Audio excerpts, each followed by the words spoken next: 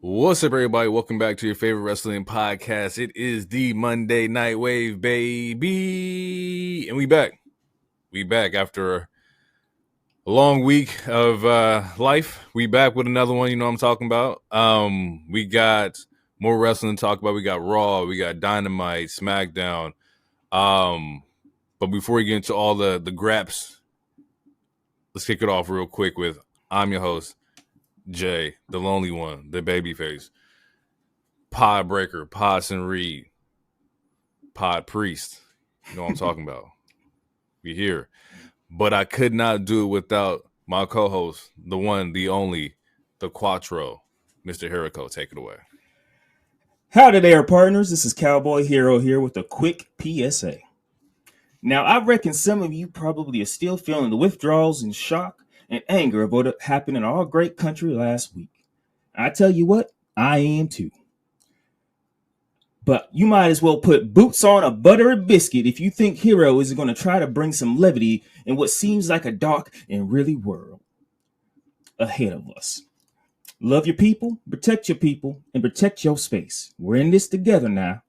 If you let hate divide us, hate will triumph. And just because you can't fight hate with hate doesn't mean you can't fight at all. Now that barrel of hay is out of the way, let's ride on some cattle. He is a wild card. Yes, he is. He is the king of gorgeous, the most handsomest fella you ever see on the west side. He is Mr. Sexy Ass Latori. That's how you yodel. He is Hero, and I am he. Yeehaw, baby. Woo! Love that. That was great. Shout out to the PSA from the heroic one here. But let's get into this news real quick. At the top, we got the WWE ID prospects have been announced. If you are not aware, if you haven't listened to the last episode, WWE ID are the indie talents that have like a pipeline to go into WWE. They're not technically signed to NXT or anything like that, but they're just like prospects that the WWE is like keeping their eye on, people that they're very interested in. The indie version of the NILs. They released multiple. They should be all in our chat. The first one was Zeta Steel, which I'm vaguely familiar with her. Then I remember. I think there was one of those Cappuccino Jones. Cappuccino Jones. That's just a great name. I started following the page, so here I'll just go to the page real quick. Let me see. We got Marcus Mathers. We got Sam Holloway. We got Sean Legacy. We got Zara Zacher, I believe. Jack Summit. Yeah, Cappuccino Jones, Bryce Donovan, and Zeta Steel. Those are the ones that have been announced thus far. And WWE ID has its own page, and they've been posting about it. And on with the graphics that they post, it shows their hometown. It shows it tells you their finishers. It's pretty cool. And I know I think I said last week, I don't remember if it was on air or off, that I was just I was kind of worried about when names got out, how some of the random internet fans would react. But it seems like everything's been pretty positive. People seem pretty happy. It's been pretty good. And shout out to all this talent, and hopefully their dreams come true. You know what makes this all so really dope is that if you love wrestling, if you say fuck the brands and you love wrestling, this is great because now these are indie talents that you didn't know before. You Google them up, you YouTube their matches, you're getting to know these talents that are out there. I think the only one I know is Jack Summit. I think he went by Jack Cartwheel in AEW when he did a couple of matches for AEW. And he was doing the cartwheels up the ramp and stuff like that. So that's the only one I'm kind of familiar with. But the rest of them, I have no idea. So I'm definitely gonna do my homework and check them out and see how what they're all about. Just quick little details about them that from what we know so far is that they're able to work the bookings that they're working before. Mm-hmm. Nothing changes from that aspect of it. And that also includes AEW. If they get a book in AEW, they can take it. The caveat comes with from what I know, if they get offered. So if they get offered a contract from an AEW, a TNA, a New Japan, whoever, WWE has the right to sign them first. And if they do sign them first, they immediately go to NXT. They don't keep working the indies that they are currently working. They shoot up the pipeline and go, to Orlando. And I like that. I feel like that's fair. I feel like if WWE wants them, they are prospect talent. Go for it. That's as far as I know right now. It's so new that there isn't any negatives that I can really pull out because I haven't seen it play out yet. Like I don't know. But yeah, it seems pretty fair. It reminds me like a practice squad situation, like the NFL, where you can sign players off of like certain NFL teams' practice squad, even though you may play for the Patriots practice squad. The Dolphins can sign you because they may need like a running back or something like that. That's what it kind of seems like to me.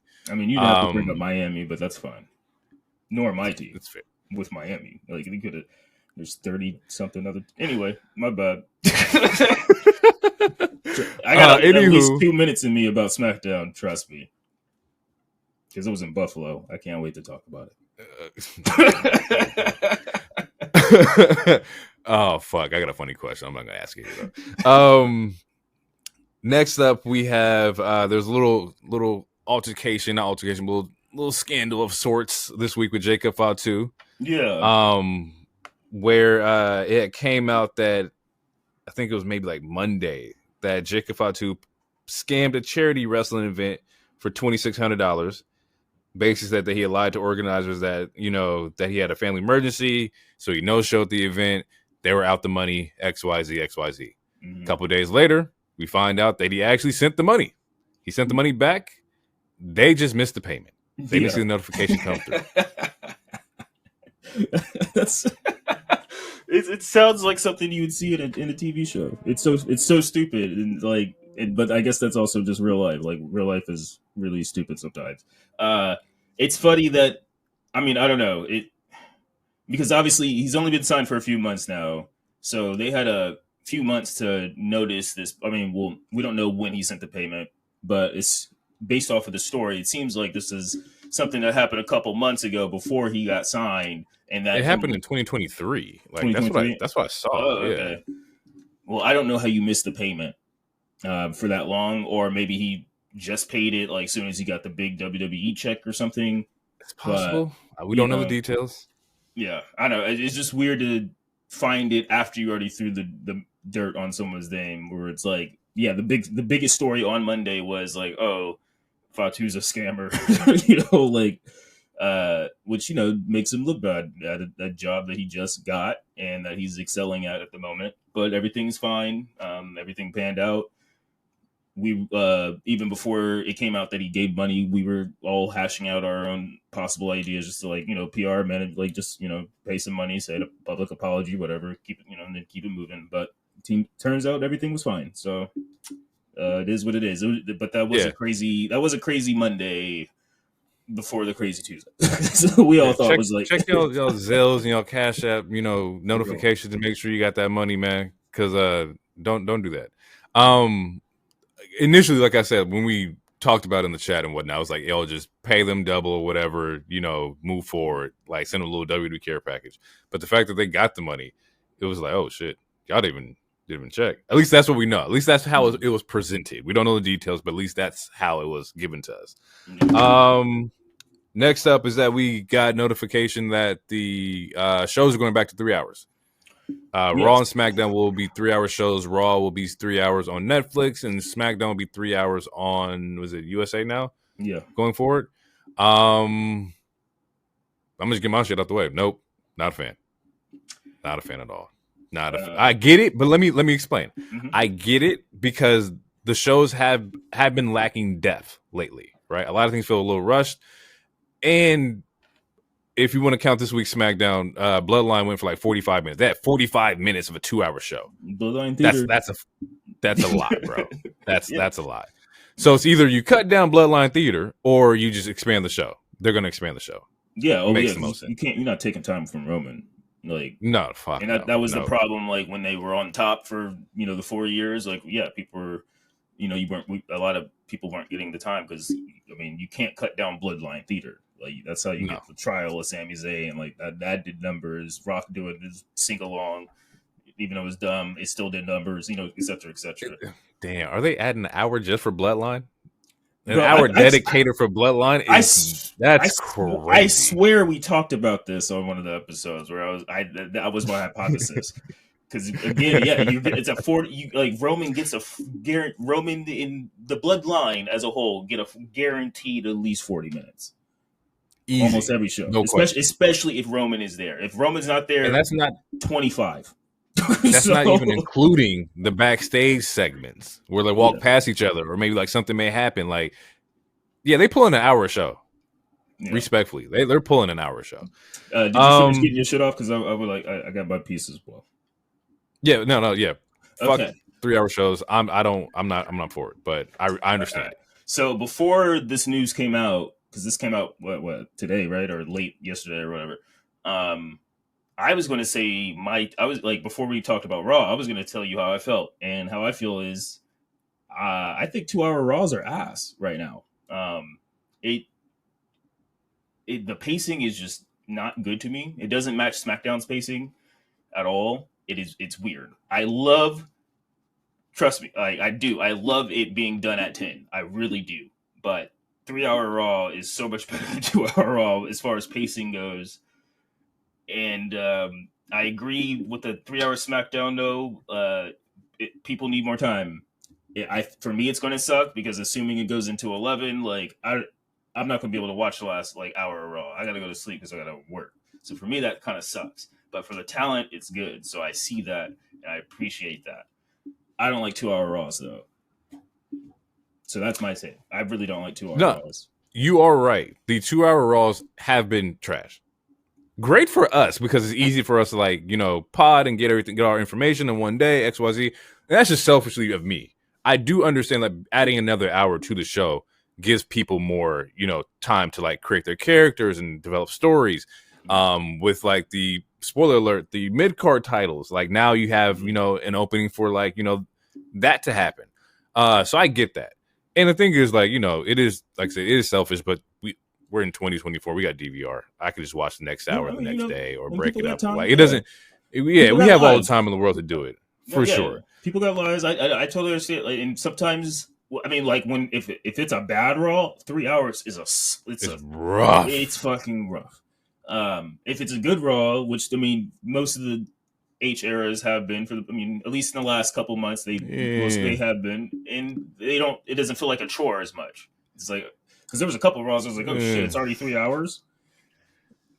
But it depends. Maybe with the Netflix switch up, and I would assume there's be some kind of roster mix up because they're going to Netflix.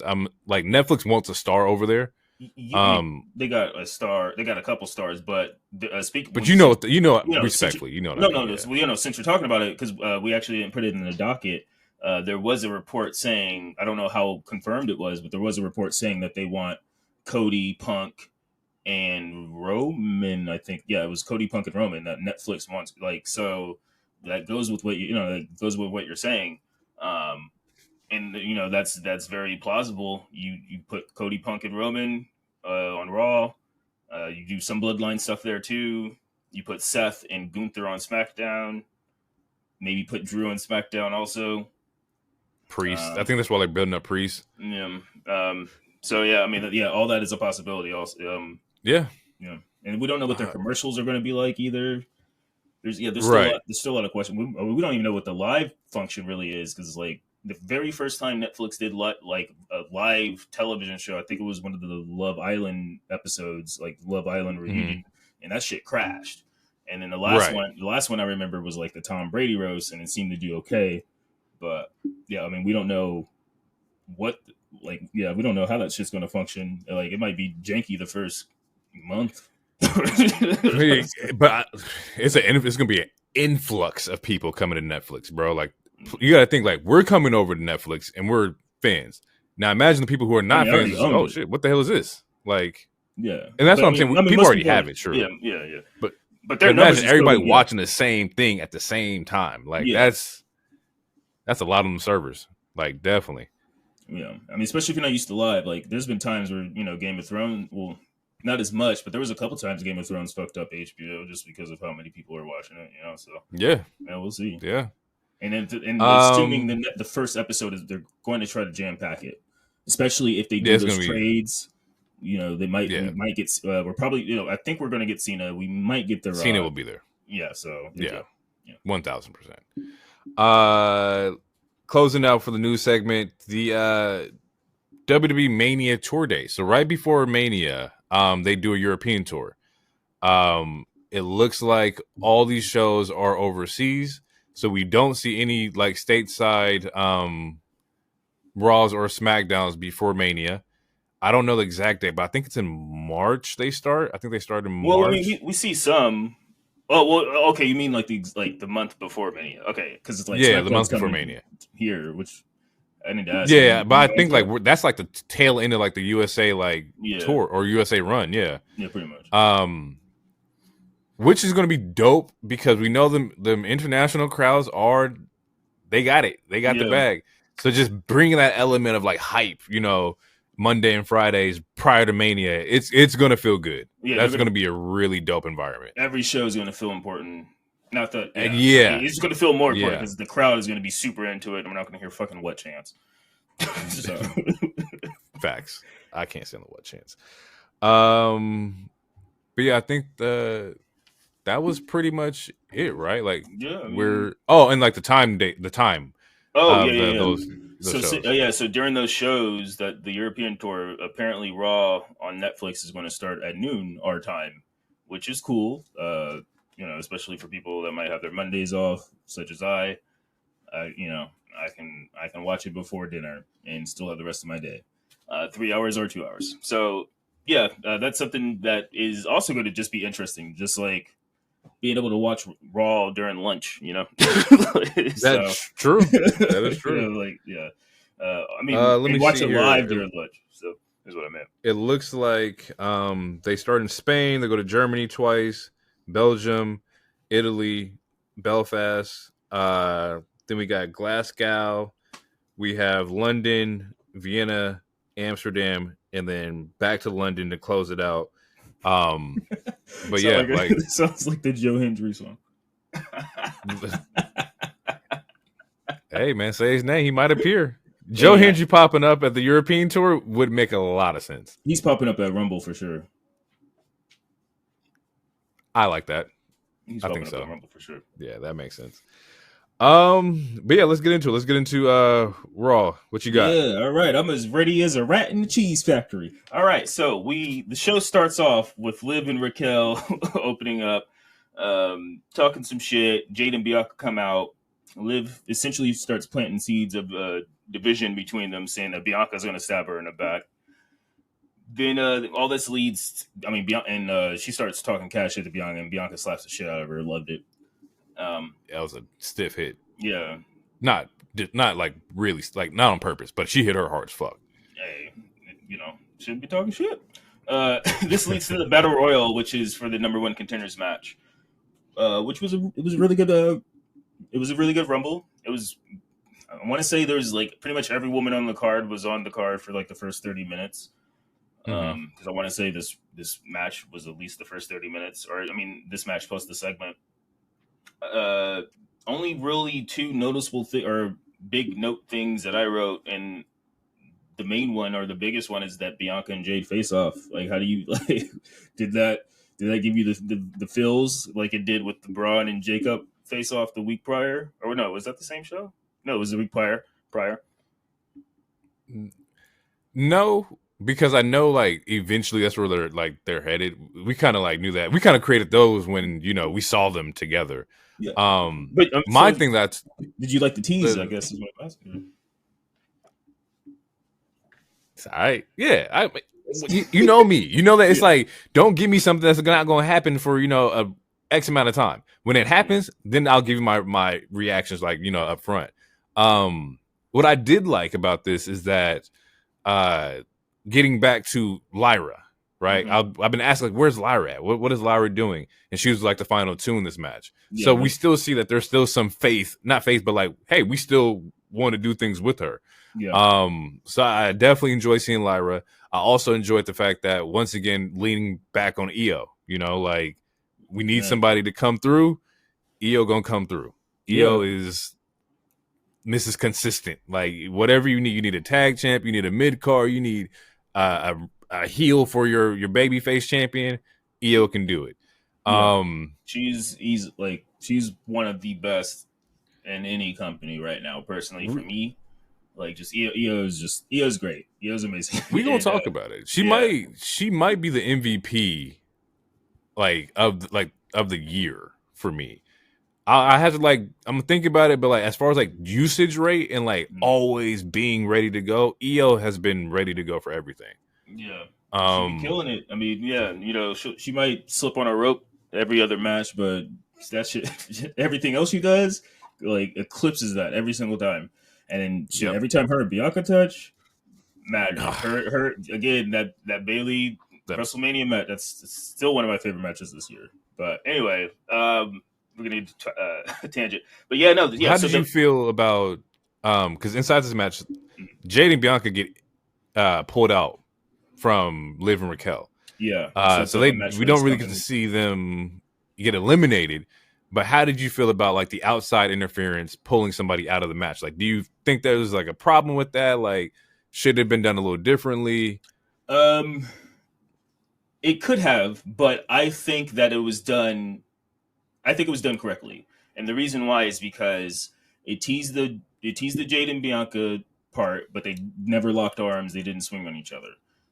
No one else eliminated them, so it doesn't make. I mean, no one else in the actual match eliminated them, so then it's not no. So essentially, they're not being. You can't consider them weak in the match sense because someone in the match didn't eliminate them. If that makes sense. And it sets up the match for next week, which they're more than likely going to win anyway. It was an easy way to eliminate them out of the match because they're so strong. Because again, it's Bianca and Jade, and Bianca is she's the Cena, damn near. So it's you got to make it. To me, it works because it makes it very believable, and it could be. I don't want to use the word cheap, but I want to say it's a very easy way that they made it all make sense to where it's not like Bianca getting tossed out by some random or something. Right. And I guess I was thinking more so maybe instead of Liv or Raquel actually physically pulling them out, maybe you get distracted by looking and then you get kicked out kind of thing. I didn't have an issue with how it happened, but it's it's a battle royal. Why are we? I guess you're the heels. You're gonna pull her out pull out the rope. I get it. There's no rules. There's no DQ or anything like that. And also, I get it. Liv did get slapped, so you can say it's revenge. That's true. That's true too. So that's why there's a reason. Saying. It's the top ramen version of booking. It was just easy. It was just it made sense and it was easy. So they didn't overthink it or whatever. After that, we get a backstage segment where we see Kofi and Xavier bickering about what happened the previous week. And then that's when we get a Wyatt 6 video with them. They have Miz tied up.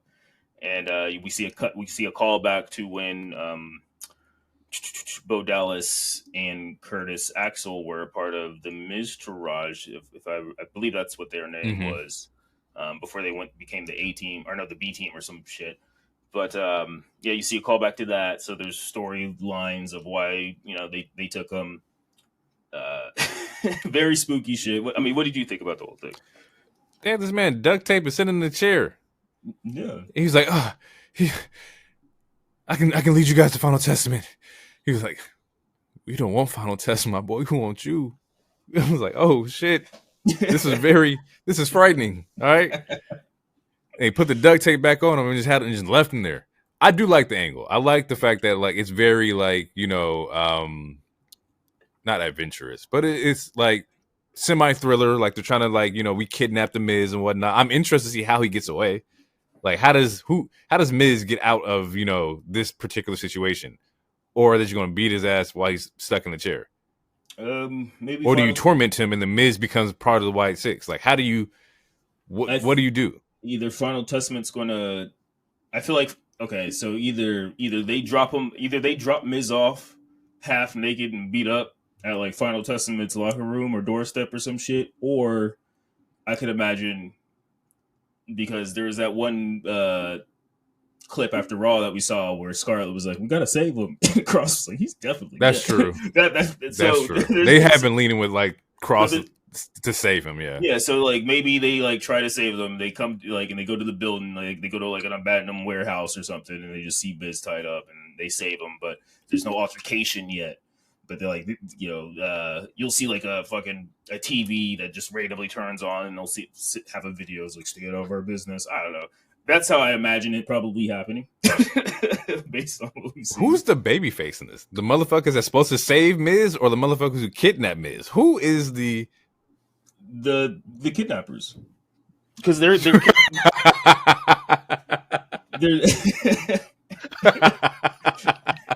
we got to consider them dark edgelord superheroes. They're like Spawn or something, but like they're the baby faces, bro. Because Miz turned on R-Truth. He keeps turning on people. He's a snake or whatever. So he abandoned his family, and then we see a video of him again disrespecting his quote unquote family.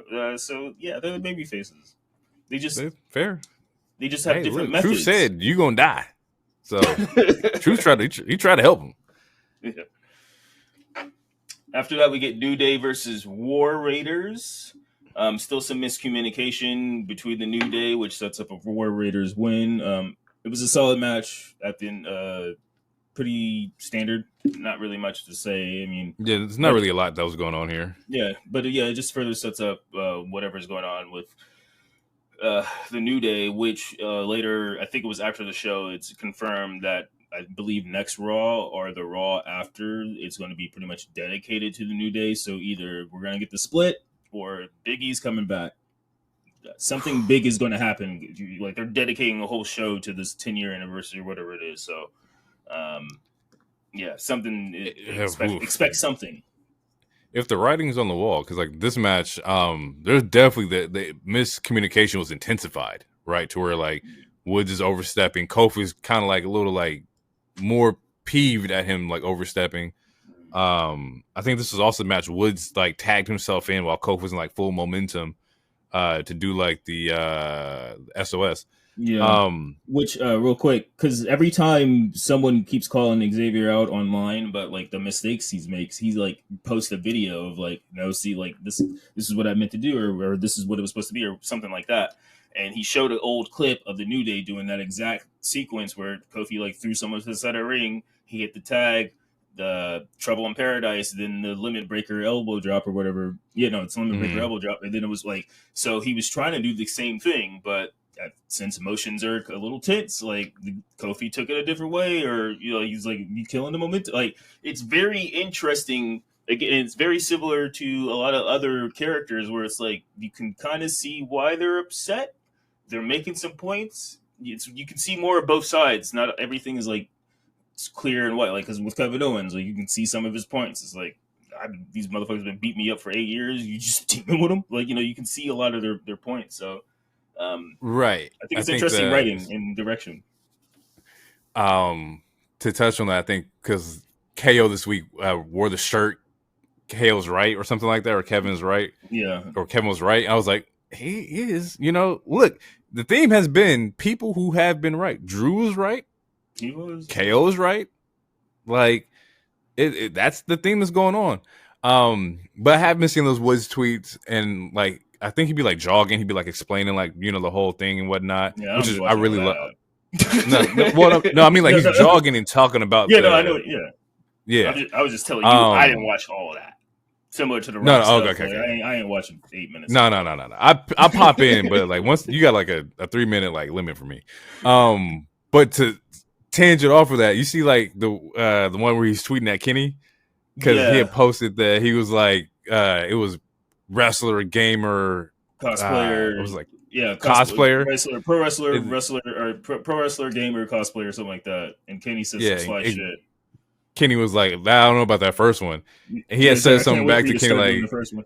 I didn't see the response. Yeah, he said something like, I'll prove that. I'll prove the first one next week if you've been watching, right? If you've been watching, I've been wrestling or whatever. But I'll do it even more so next week. But how's that tummy ache of yours? And I was like, oh damn, these motherfuckers are shooting, and they're real life friends. But it's really funny to be like, oh, how's that tummy ache? It's like, oh, it's a little shot. I respect it. See, I would have took a shot at him and Ospreay. I'm like, you ran from the grind, nigga. Kenny was about to die. That man Kenny was up there sweating, cutting promos on pain pills. Kenny needed to be out. Well, yeah, no, Kenny should have been. He came back way too soon. Anyway, he came back in in that buff bodysuit thing, like all taped up. Yeah, duct tape around his. Kenny needed to be put on the shelf a long time before that. But yeah, War Raiders end up winning that match. So War Raiders move forward inside the tag team tournament, right? So are they the ones who face Finn and JD next, or is there one more? I don't remember. Because this match was just like a random like grudge match, sort of. Well, not a grudge match, but like, was it? I thought this was to like push them forward. Well, no, because New Day already got eliminated. They got eliminated last week, so this match was just like to prove. Yeah, I'm pretty sure War Raiders are the contenders. If not, they have one more match. Okay. Yeah. Yeah, I don't know. See, that's the problem with 2-hour Raws. I feel like they skipped a. I feel like we either missed a step or they skipped a step, or just to wait to next week. I don't know. It's probably me. They probably said it in like the beginning of the match, but I didn't write it either. We got a Sammy thing. Sammy. All I wrote is Sammy is a man of the fucking people. He's spitting. Jey comes out and he's like pretty much asking Sammy, "Did you mean to do it?" Jimmy also comes out, and I don't know. It's either way. It's a really good promo, and it's really good interaction between the three of them. There's a moment where like Sammy's like, "I'm not like you have a problem trusting me. What about you, Jimmy? Like you did all these things. I mean, you brought me into this family first." It's really it's Bloodline theater. It's the soap opera of wrestling. It's like when people say, "Oh, soap opera is male," or wrestling is male soap opera. This is that part. This is the dramatics right here, and you see some really good emotions. It's really good character work, and it pretty much ends with Jey asking Sami to come to SmackDown and like let's see if we could all work together so that we could fight this new bloodline, essentially. Yeah, there were some dope lines here. The one that you mentioned about like the trust angle. He said something like, "Oh, I can't be trusted," but you know, you kicked Roman in the face. You kicked Roman in the face. You kicked me in the face. Like he was just telling him, like, "Yo, like I'm not the one. You brought me into the bloodline, but you're the one out here fucking like turn on everybody." Like, and so it's like, okay, well, Sami is right. Like Jey was the problem child. Jey was the one. I won't say problem child. I wouldn't say problem child, but he was definitely the one that was enforcing a lot of shit. Jey was the enforcer. But yeah, like you said, this ends up being Sami's invitation to go to SmackDown so he can talk to the tribal chief and try to hash out their differences. And we'll touch on that when we get to SmackDown because they definitely kind of like they don't pop off, but it's a good I moment. guess we'll see. That's also to the listeners, like this one is still in Saudi. This Raw was taped in Saudi. Oh, so yes. The production was still fucking solid. they were, and the crowd was solid, which we talked about. What's going to happen in the European tour? The crowd was great. No what chance, nothing like that. Yeah. Next match, we get a random banger, which was Dragon Lee versus Chad Gable, and Dragon Lee eventually gets the win. But yeah, no, to me, this match was fire. They honestly they even did some AEW shit. They sold some German suplexes and shit. They did. They did. I was like, look at them. I was waiting to see what the fuck niggas thought about. Cause I was gonna flame some people up. But yeah, they was definitely no selling some shit, and I loved every minute of it. I was like, all right, we doing a move into another move. I was like, okay, yeah, but it looked good, and they still told a story. But yeah, no, overall it was a good match, and I believe I tweeted this, but I was like, let's get a best of 7 of this too. Like let's run this up because this match was fire, and honestly, I could. It was. I mean, I saw someone tweet like, "Oh, Dragon Lee should be Braun Breaker's next opponent." I'm down with that. I'm also down with Chad, but then again, that's 2 heels versus heels. No, don't send Dragon Lee that way. Only because we know that like it would be great exposure for Dragon Lee, right? If we're looking at the optic way, oh, it's a great opportunity for Dragon Lee to go against Braun Breaker, but we're trying to build up Dragon Lee. They dropped like the promo for him like a couple weeks ago. Like this is his first match against Chad Gable. Like continue to build him so that way if he does lose, he's still able to move. You know, I don't want him to get speared and get beat by Braun and then like he falls to the wayside. Like at least build him up so that he can withstand the blowback of not beating Braun. Because I don't think he's going to beat Braun if it happens. Oh no, I think he probably Braun's wouldn't beat Braun. Champion. I mean, he could get a couple wins though, but I think him versus Braun for a PLE would be, or at least the main event of a Raw would be a good look. Yeah, I wouldn't be somewhere mad down the line, but if it's for sure. If it's built correctly, I'm not mad at it. Just like in 2 more weeks, 3 more weeks, just get a couple more wins. He could beat Gable one more time, and Adam Pearce is like, all right, you could have Braun Spear Ray, and that could be like the kickoff into that. That too. Have a 1v1, have Ray versus Braun, and then Braun goes unhinged and spears Ray, and that just opens the door. Huh. We did did we talk about the Gunther promo real quick, or is that next? That is. That is next. And before the Dragon Lee thing, there was a Seth promo, which I forgot to talk about, but it was cool. But yeah, after that, we get the Gunther promo because I believe it was Kathy. She was like, how do you feel essentially about losing? And Ludwig is like, why would you dare ask him a question? Cody's undeserving. And then Gunther cuts him off. He's like, no, he was this was almost a babyface of Gunther based off his like response. I'm not saying that he turned babyface or anything. I'm just saying based off the response. Because he was real humble. He's like, he was a better man. I don't remember what else he said about it, but essentially he was like, no, he was worthy. We're going to run this back, but he beat me fair and square. So, and then he's like, I got to do better. And he looked at Lou, he's like, you got to do better. Okay. So here's something I'm missing. Okay. So during Seth's promo, because Gunther repeats the same thing, and this was something that was funny. Like during Seth's promo, because they're talking about the Fatal 4-Way that's happened later in the show for the number 1 contender, and he's like, I'm about to be in a ring with 2 really good wrestlers, and and then Gunther says something very similar, where he's like, for this contenders match, I'm looking eager to fight whoever comes out. There's 3 world-class champions, and then there's Dom, which is funny shit. That shit was funny. And then like he's like, there's Seth, and then there's Priest, and then there's Sheamus. You were supposed to beat Sheamus, weren't you? Mm-hmm. Wild. You didn't do that, huh? That's crazy. and then he's like, we got to be better. Funny how he's still walking around. Hit him with the Hancock. We have to be better. I will be better. Like you got to be better too. So, and then Ludwig was like, "The fuck this motherfucker talking about? He's switching up on me." Like the way his facial expressions, like, huh? Is this nigga switching up on me? You don't say this publicly in front of people? So how'd you feel about it? No, I love the promo. I love the slight like, hey, like I'm a competitor. Cause at the end of the day, Gunther's a competitor, right?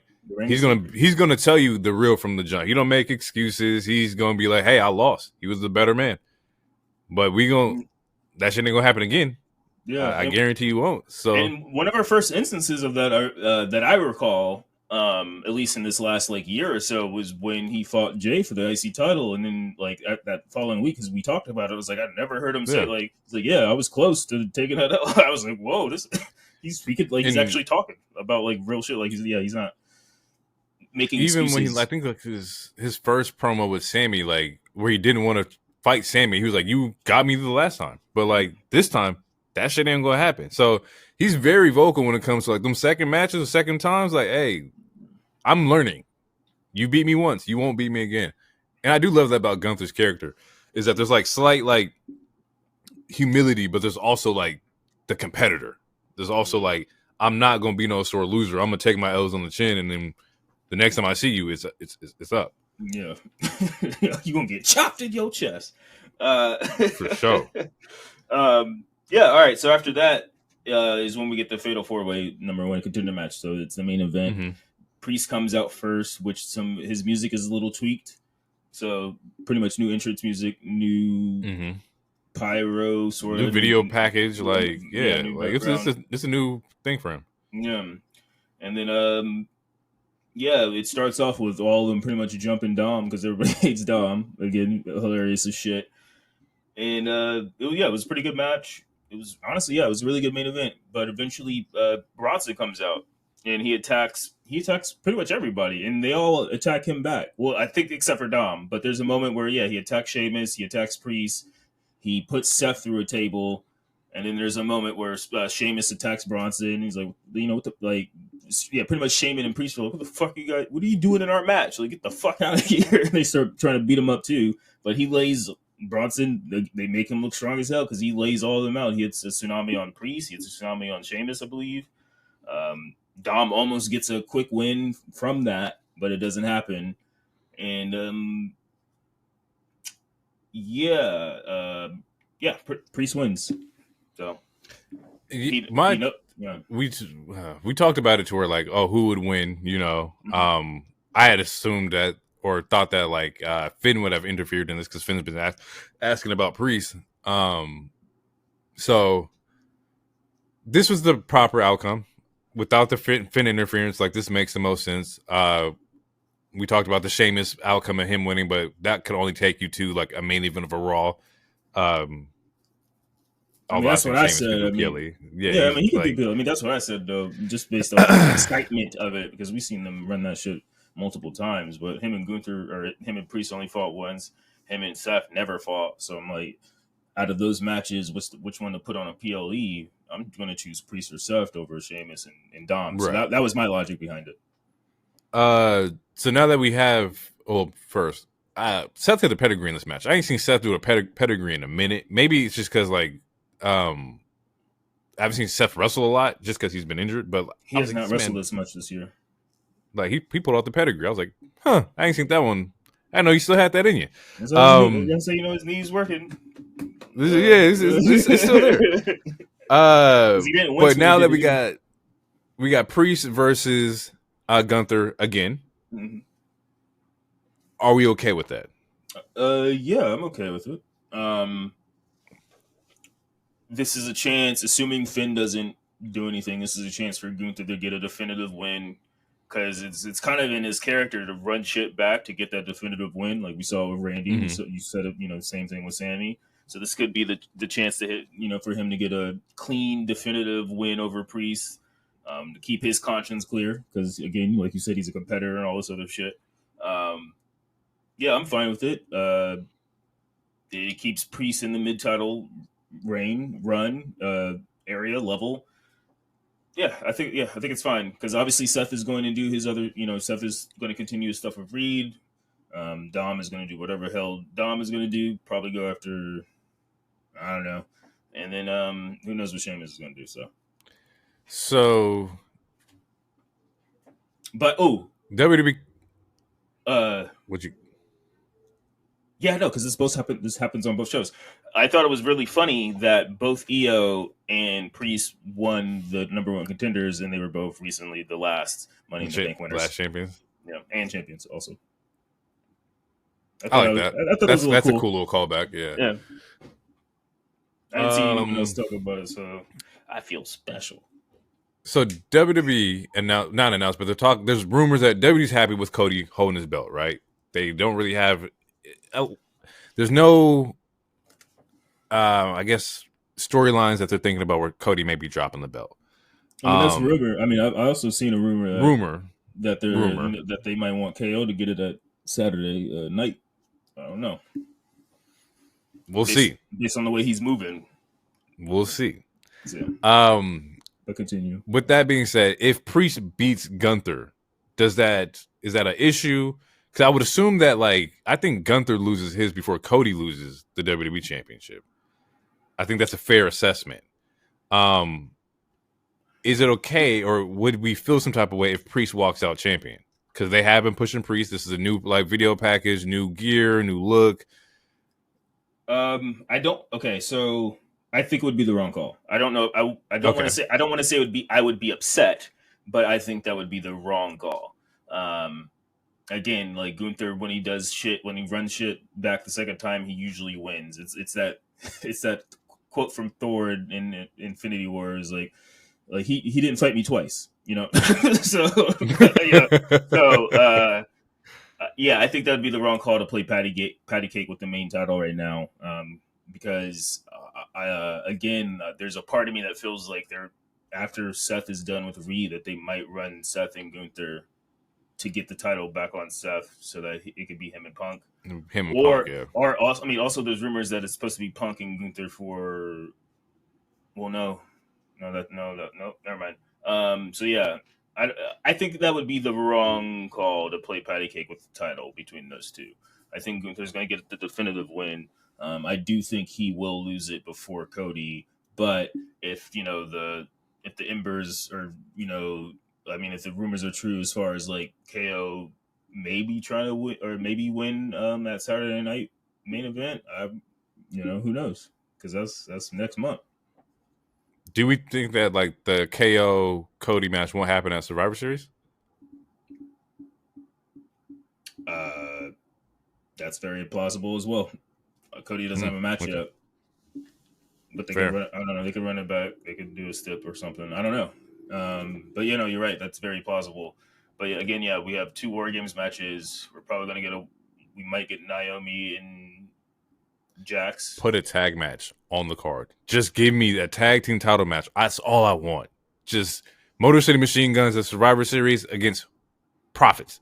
Give it to me. Just something, yo. I want to see the tag team belts defended on a PLE. That's all I'm asking. Yeah, well, then we should do the Raw ones and someone put that shit on the War Raiders. Let's get it cracking. Fair. All right, we're gonna take a quick little break and then we're gonna jump into Dynamite and go over everything that happened on Wednesday. We'll be right back. Right.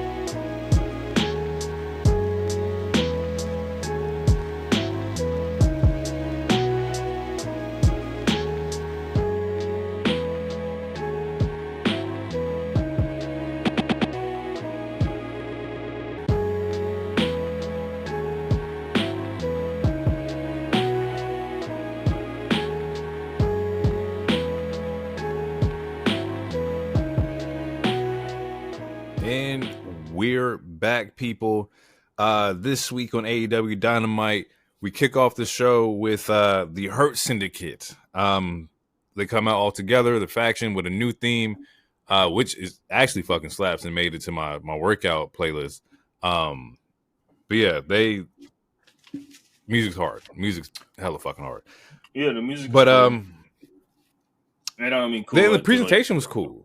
The presentation was cool. Came out. They look like stars. Yeah, they look like them niggas. Yeah, the black and gold. They was I liked it. I have a question, and it's not for you per se. Okay. But if you could help, maybe alleviate. Anyway, so is it only okay for people of the same race to be in factions when it's not in WWE? Or is it only bad when it's in WWE? And I'm asking this, and obviously Hurt Syndicate, they're friends, cool. Then you got Beast Mordos and Roosh and whoever the hell, I can't remember the name, respectfully. And you got all the Whitepool Combat Club people. So I'm like, I just want to know when we're going to keep the same energy. What's the difference? I can tell you what I think it is for me. When you are together and let's say you're in an all-black group like the Hurt Syndicate, and you have opportunity to be presented as winners, it's different, right? When we think about, respectfully, when we think about LWO, they're not winners. Not because they're not of them personally, what they have, what they are, but what they have control over, you know? We haven't seen LWO come out and like, you know, hey, like, we're lining up 5 wins in a row. We haven't seen it happen like that, right? When it comes to profits, once again, dope team, haven't like accumulated like wins. Very successful team, but have been in a drought for the past 4 years. This came out of their mouth. Right. I mean, but a part of that was also Bobby's fault when they got attached to Bobby because he got injured several times and whatever else. For sure, but in the creative outlook of it though is that hey, Bobby gets hurt, we could still have you guys win. You know, we can still make you look good. I think that's also a little detriment to them too. Is that like, oh, Bobby left, and now you guys have no value. Profits always have fucking value. Bobby didn't really add anything to them. He actually took away from them, if in my personal opinion. Right. Well, I mean, a part of that, I'm not trying to say face or anything, but a part of it was that the Bloodline had titles. No one was beating the Bloodline, and after that, it took until the titles to be split up because the titles didn't get split up until Mania. So it took we like can a whole respectfully say slightly bad booking with the belts. Yes, because kind of like fuck.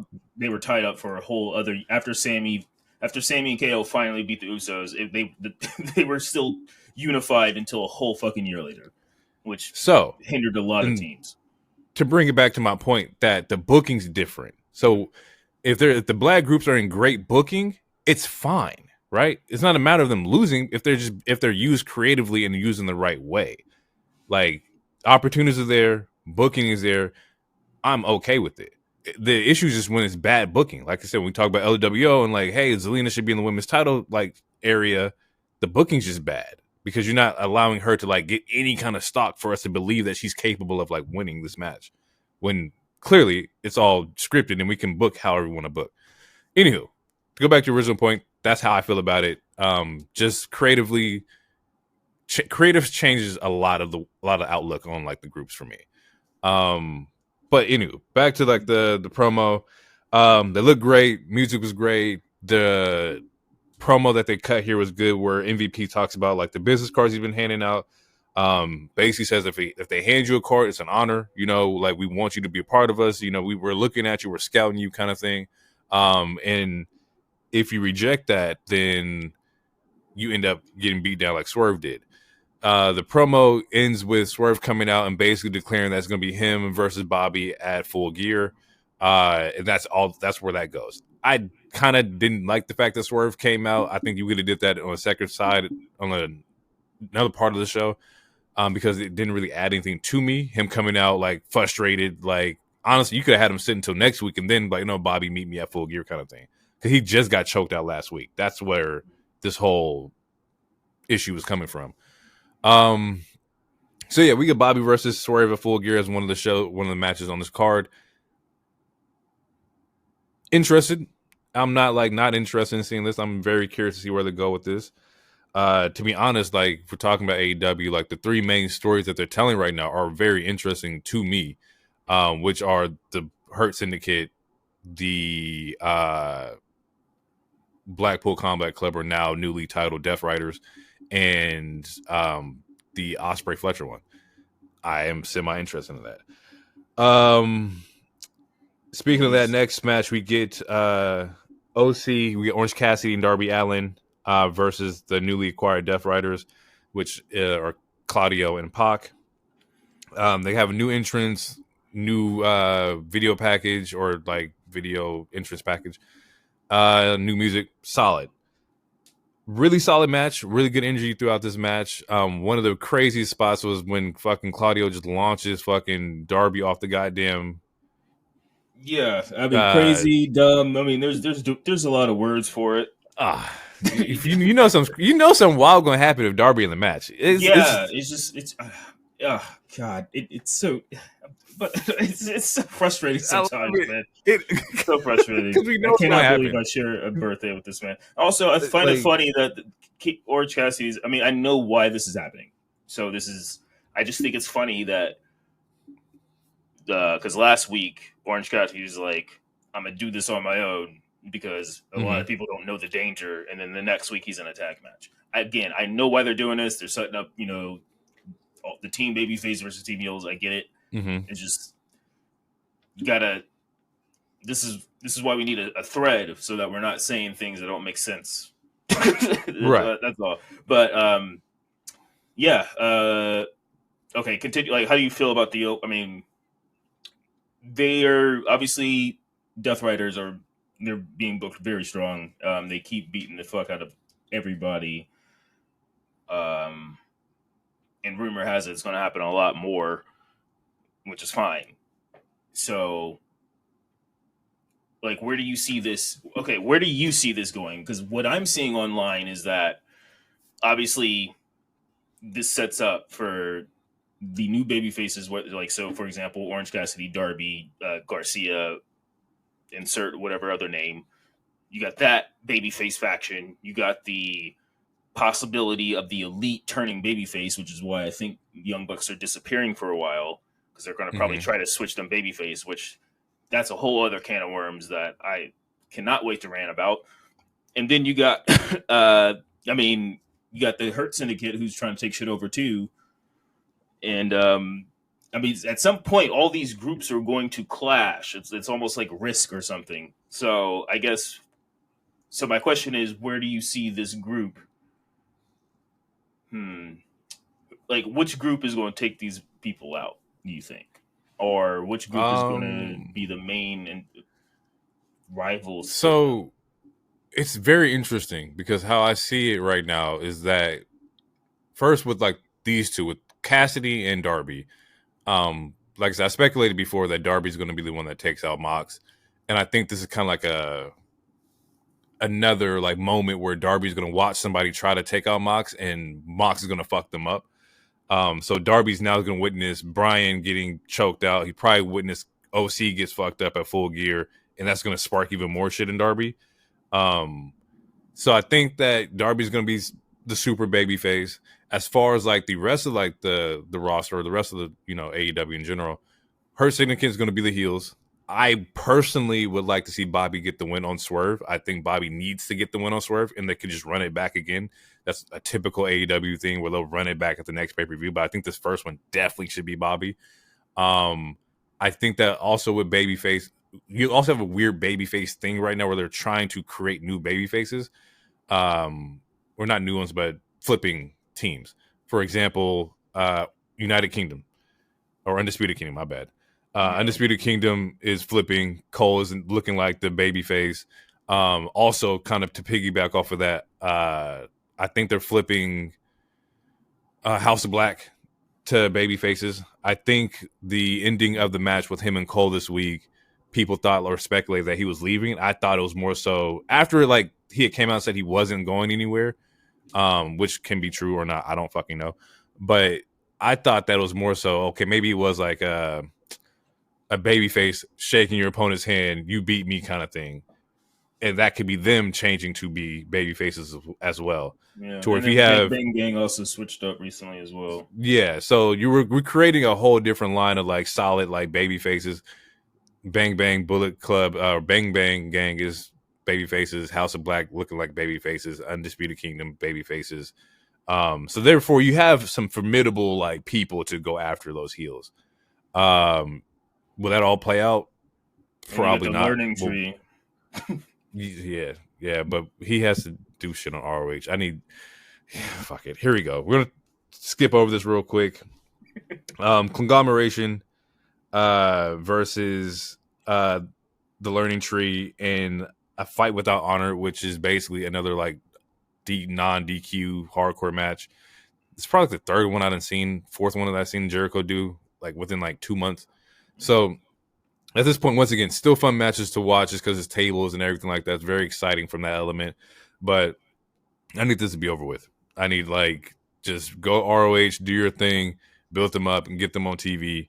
But as far as like, seeing Mark Briscoe fight Jericho anymore, I don't need it.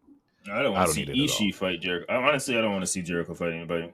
But if it has nothing to do with Ishii, because Ishii's dope. But like Jericho is just Jericho. I mean, yeah, but they fought like a bunch of times. So many times, yeah. This is So true. that's why I'm like, I don't want to see him fight. Like, I don't want to. I mean, like Ishii is fine to me. I don't get it. So I'm just neutral on him. But I don't want to see this matchup anymore. The fact that like Briscoe lost and he just instantly came out is just like, come on, seriously.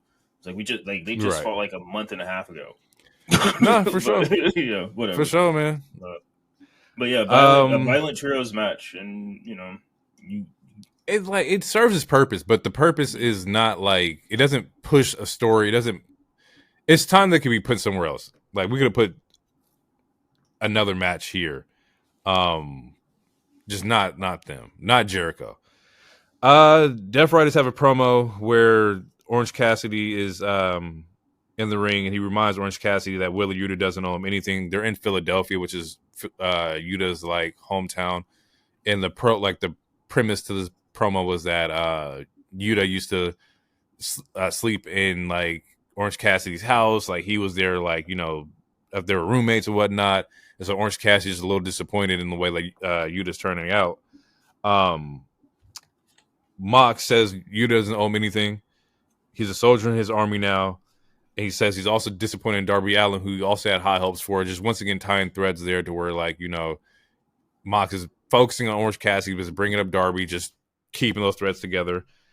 We then get an Adam Cole versus Malachi Black match, which I thought was great. I didn't put a lot of notes down on this match. I enjoyed this match. It wasn't as quick paced as I wanted to be, and I would assume that's just because Cole is just coming back. But this is a singles match for Malachi Black. They did a phenomenal job. I thought it was funny. Crazy. No, go for it. No, I was gonna say. Well, I thought it was funny that because it's towards the ending of the match, but Adam Cole does his spray tan with his knee pads on. I just think that's funny.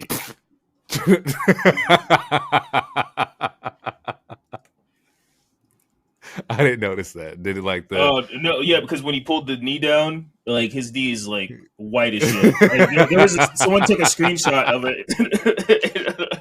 It was like you're spray tanning with your gear on, bro. When you know you're gonna take the knee down, the knee was white as fuck. That's funny.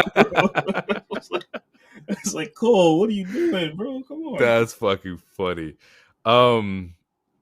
Malachi hits like a the end spot in here that was really fucking dope, but Cole kicks out of it and it leaves Malachi and it's like, oh shit, like what am I gonna do? He kicked out of my finisher. Nobody kicks out of my finisher. And he just sits there and takes the finish from Adam Cole, which I did not get.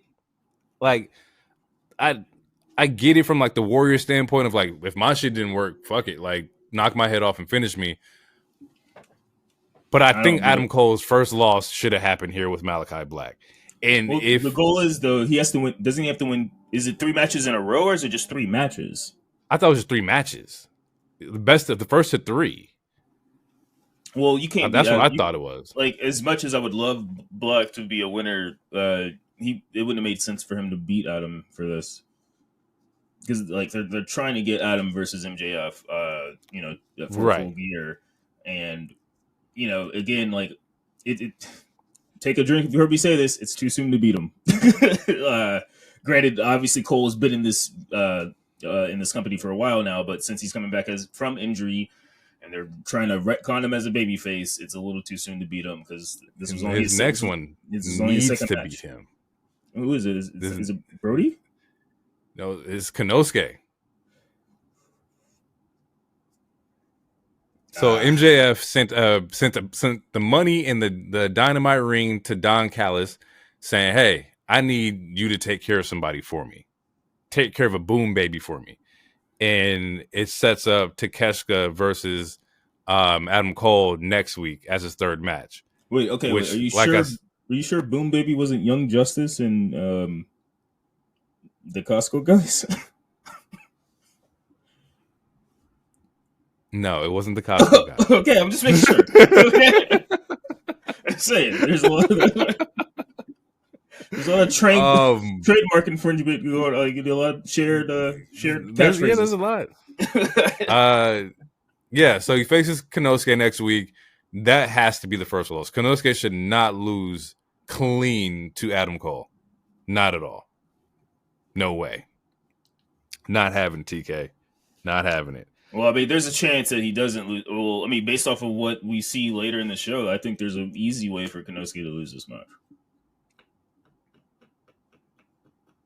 I'm interested. What do you mean? How? Doesn't Will Hobbs show back up, or is that Ramp or Collision that I'm talking about? No, he shows up this show. Right. So we get another babyface faction with Ospreay, or not a faction, but at least because Ricochet did a Ginyu Force joke when you see all them pose, but you get Will Hobbs, who's a face now and not a part of the Callis family. I still need way more explanation on that. And then Ospreay, then Ricochet, and then the other dude in the Aussie Open whose name I don't remember. Mark Davis. So, I mean, obviously Will is beefing with Fletcher / the Callis family. Will Hobbs has some beef with the Callis family for whatever reason because he switched up. And then obviously Mark Davis has issues with Kyle Fletcher as well. So in saying that, one of them could cause interference, causing Konosuke to lose. It's possible, but I would hate it. It's possible, though. It's highly possible. And I think I also got to get away from my personal feelings with my favorite wrestlers losing. Because Malachi, I don't think ever should lose, but that's because I love the way he fucking wrestles. And then Konosuke is probably top 2 in AEW right now as far as performers. Yeah, facts. Honestly, Malachi are probably or those are probably my 2 favorites for sure as far as performance and everything else. Yeah. Yeah, and I don't want them to lose either. But I mean, it doesn't have to be clean. I mean, we can if it's for story wise or some shit. Knowing them, if it's done correctly and for the sake of the story, I'm all for it. I think it's perfect. Just don't, especially because it doesn't make any sense for me to where Adam Cole's coming back. He's struggling a little bit with the first 2 people he's fighting. He's on this redemption tour, like you said, of rebuilding Adam Cole. But you just came back. Somebody got to punch you in the mouth to show you, oh, you still got a lot of work to do, kind of thing. To where maybe it might bite him in the ass even more if he doesn't get the 3 wins and Roderick faces MJF, to where that lights up an even bigger Adam Cole. Oh, I couldn't get my 3 wins. I wanted to fight Max, but I couldn't.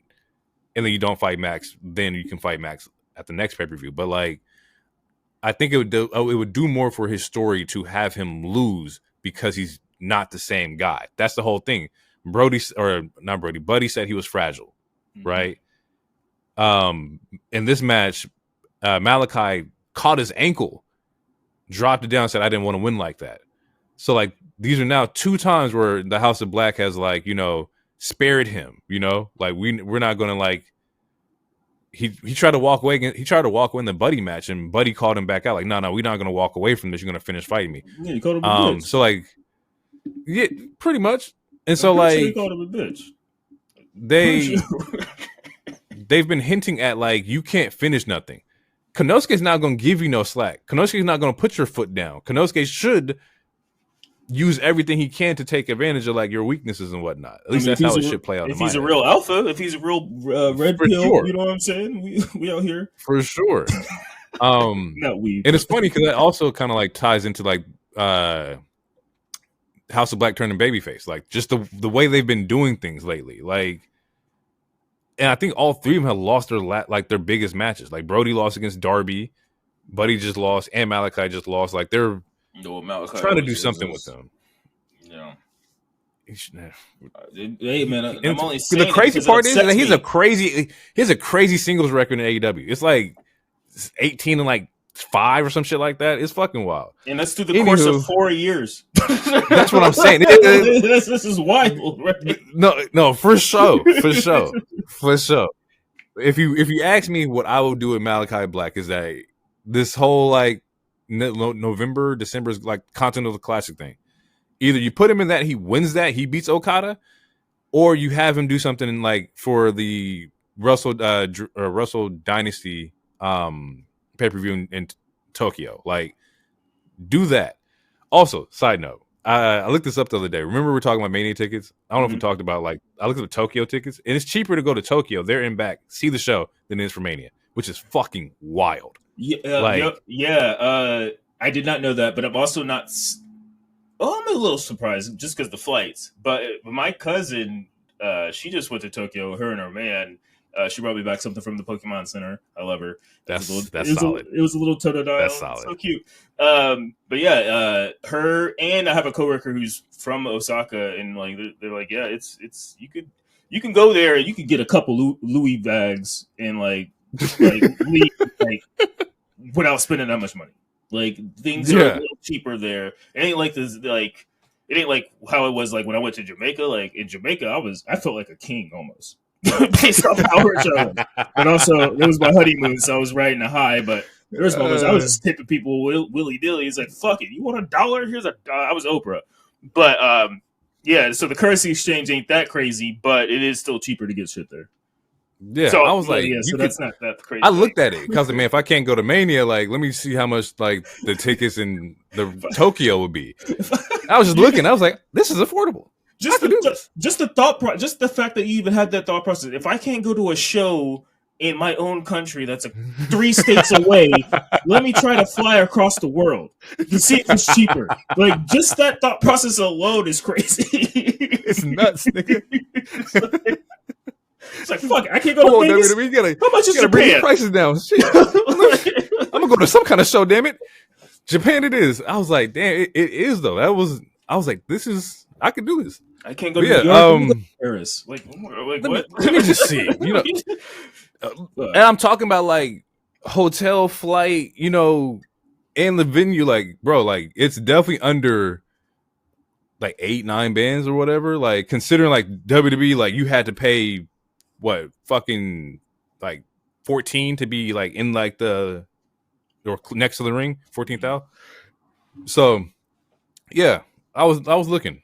I don't know if it's a possibility, like I should act on it, but it's definitely like a real thing, which would be dope though. To see like Japanese wrestling would be fucking fire. That's definitely a bucket list like thing I would love to do. Like that would be fucking cool. If you have the opportunity to do it, do it. You might as well do it now. We don't know what the next 4 years is going to look like, bro. They might be our enemy soon, so you might as well go.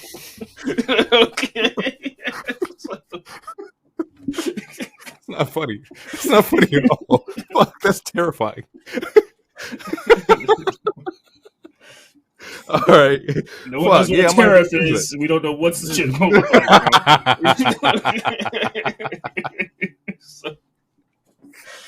This is fucked. Oh, fuck, yeah. We got to laugh at the pain. Laugh at the fucking pain. I'm going to speed through these real quick. So, Switchblade and Hangman still beefing. He almost tried to take out this man's ankle with, I believe, a chair. Yeah, he tried to chair shot this man's ankle locked in between like the barricades. So they're still beefing. Of course, they're going to have their match at Full Gear. Renee tries to interview Chris Statlander. In that same interview, Chris Statlander almost gets ran over by Mercedes in an Escalade, or more so Camille in like an Escalade. Which is kind of interesting because inside this promo, Mercedes tells Camille, like, you can't do nothing right. And so we're seeing like the cracks of Mercedes kind of like picking on Camille a little bit. And that's the second time, because when she didn't beat Stat last week at the Halloween show, she also berated her too. So still throwing little loops there or threads there. Christian Cage finally acknowledges what Kip Sabian was doing, and remember that Kip Sabian stopped him from signing his contract against Danielson. He took the pin. He ran backstage. When he ran backstage, BCC was there. Pac and Claudia were there looking at Christian Cage. And so Christian was like, oh, I see what you did here, which was you stopped me for having a failed cash-in. You knew that they were backstage. You tried to save me so that I wouldn't waste this opportunity on nothing. With this, he's bringing Kip Sabian into the fold of the patriarchy. With that, Nick Wayne is not taking that lightly, because it happens anytime Christian Cage gets a favorite. The person who was behind the favorite, he no longer pays attention to. When he had Luchasaurus, it was cool, and then he got Nick Wayne. Luchasaurus wasn't getting the attention, or Killswitch wasn't getting the attention. Now he has Kip Sabian. Nick Wayne's not getting the attention. It started their little like their feud or their frenzy inside the patriarchy. Well, your mama's there, nigga. You got attention right there, bro. Your mama's right there, bro. I understand it, but also think it's stupid. Because he doesn't wear a bag on his face anymore. Just use your words, my nigga. Like you stealing my pen and shit. That's also true. We could just say like, yo, these racist motherfuckers about to beat you up. That's all you gotta say, bro. Yeah. Hey, don't do that. Christian in this promo, he has a question for Hook, whereas like he said his dad saw him attack him. Like, your dad seen me attack him. Why did he tell you that I attacked him? Why are you running around here, without like, any clue who attacked your dad when your dad saw me? And he says that's because Taz knew Hook would do better with him than with his own father. And I was like, that doesn't quite make any sense here, but I guess they're trying to make something out of nothing with like the Hook angle with Christian Cage. I just think that we need to see them lock up at some point, because all this talking is not doing enough for me. It was 2 weeks of Hook looking for, who attacked his dad. Now who attacks your dad, and there was nothing like going down. Which is like the security was there, the security stopped him and whatnot. Yeah, but there's nothing. He attacked some of the security too. Yeah, but like, why did Cage attack Taz? I don't understand. Yeah, we don't know. He's just targeting fathers. I don't. I mean, that's not a bad angle. Like, months ago, I pitched him making an orphanage of just collecting children with no parents. Like, that's not a bad angle, but you should state that. For sure. It's like, I took him out. You damn right I took him out. I took him out because he's a terrible father to you. I could be so much better. And that's kind of what he said in this promo. That's kind of like, to the gist of it, he said stuff like that in this promo. Yeah, I know. I feel like they just got a couple of, like, Christian knows how to work. Like, he knows. I just feel like they gotta tighten up the screws a little bit. He did like semi bar him up though, because he was talking about how, like, your dad was, the star in like this small like indie promo, and once he got into like the big lights, he just couldn't cut it no more. He put his headset on and became a ring announcer. Like, he was barring Taz up a little bit. It was kind of crazy. It's funny because he was shitting on the Taz and ECW, like the ECW, while they were going head to head with NXT, having an ECW show. It's just wrestling's funny. Life is funny. And that wasn't like, I don't think it was in like hatred or nothing like that. I just think it was a great tie-in of what wrestling was happening in like the wrestling world. Like, right, it makes sense. Like, Taz is legitimately an ECW wrestler. It's happened. I mean, it seems like they already had this feud book, so I don't think they pulled this line just because of the head-to-head tonight. Yeah, I feel like that would be a little too tinfoil hat. But either way, like, coincidental wise, it's still funny. It was a good callback, or like an Easter egg of sorts. Penelope Ford versus Jamie Hayter. They've been announcing this one for about 2 weeks, or marking this match for 2 weeks. They've been beefing with it on Collision too, because I've been watching Collision lately.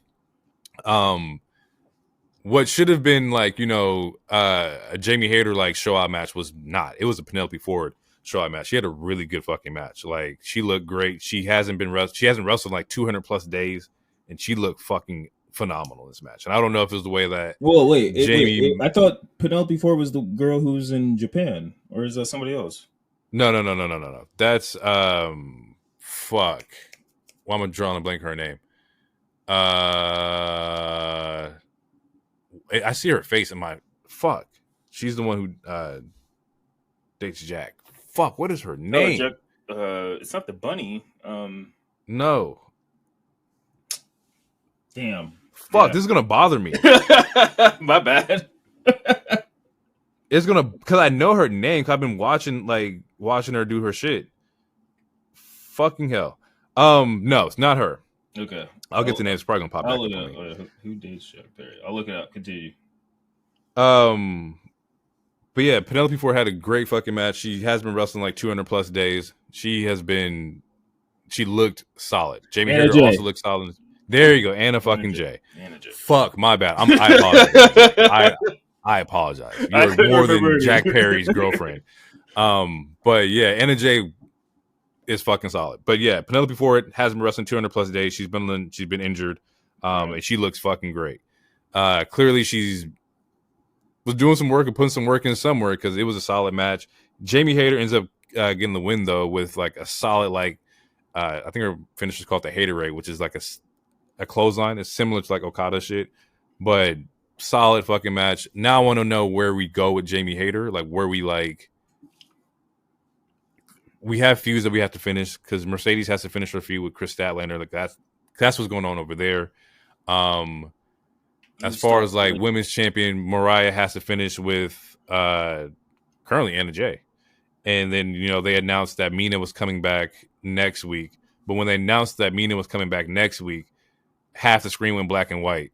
So I would assume that we're also going to see Toni Storm reappear at some point too. Yeah. I was about to ask you a question, but it's kind of an off-guard question because I was curious about their Australian show, the date. I'll look it up. I thought it was February, if I'm not mistaken. I thought it was in February. I thought it was in Brisbane, Australia in February. Yep. February, but yeah, February 15th. Because obviously, I'm asking because it's an Australian show, so I'm assuming you would want to, host the Australian talent, a la of like what they did with Rio and whatnot. So, so in saying that, I guess I don't have a question. I'm assuming what they'll do is she'll fight Mina first, Mariah will fight Mina first, and then you hold off until you can get maybe Tony and Mariah too, I guess, in Australia? Because I'm assuming Tony's doing something, right? So, I don't know. Yeah.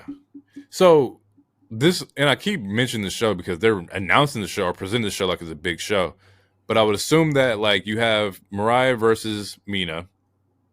And then I know they have a pay-per-view in December, but then you have the big show in January in Tokyo to where Mariah's going to be on that show because she was a former, like, Stardom talent. So I would assume she will be there. And she'll probably wrestle Mina again, maybe, or she find somebody else so that she can go with some kind of like some Stardom talent over there. Yeah, something's going to happen.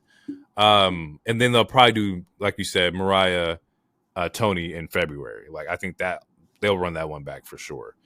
But yeah, I think we can't predict what's going to happen just yet because a lot's like riding on like this big Japanese show. Like they're talking about, like I said, CMLL, Ring of Honor, Stardom, New Japan, AEW are all going to be at this show. And like, they're starting to do the booking now. Like we're starting to see like Mox kind of respond to some of the people in New Japan. So like, it's hard to know the direction of where they're going with some of this stuff because they're doing a lot of the groundwork for that show. Yeah, and what makes your question even a little harder is they announced that we're going to see Britt Baker again. So obviously, we know like what we were talking about with Bloodline Theater, like Britt is going to get time, right? So for sure, yeah. So it makes that question like, what's up for like what's going on with Hayter?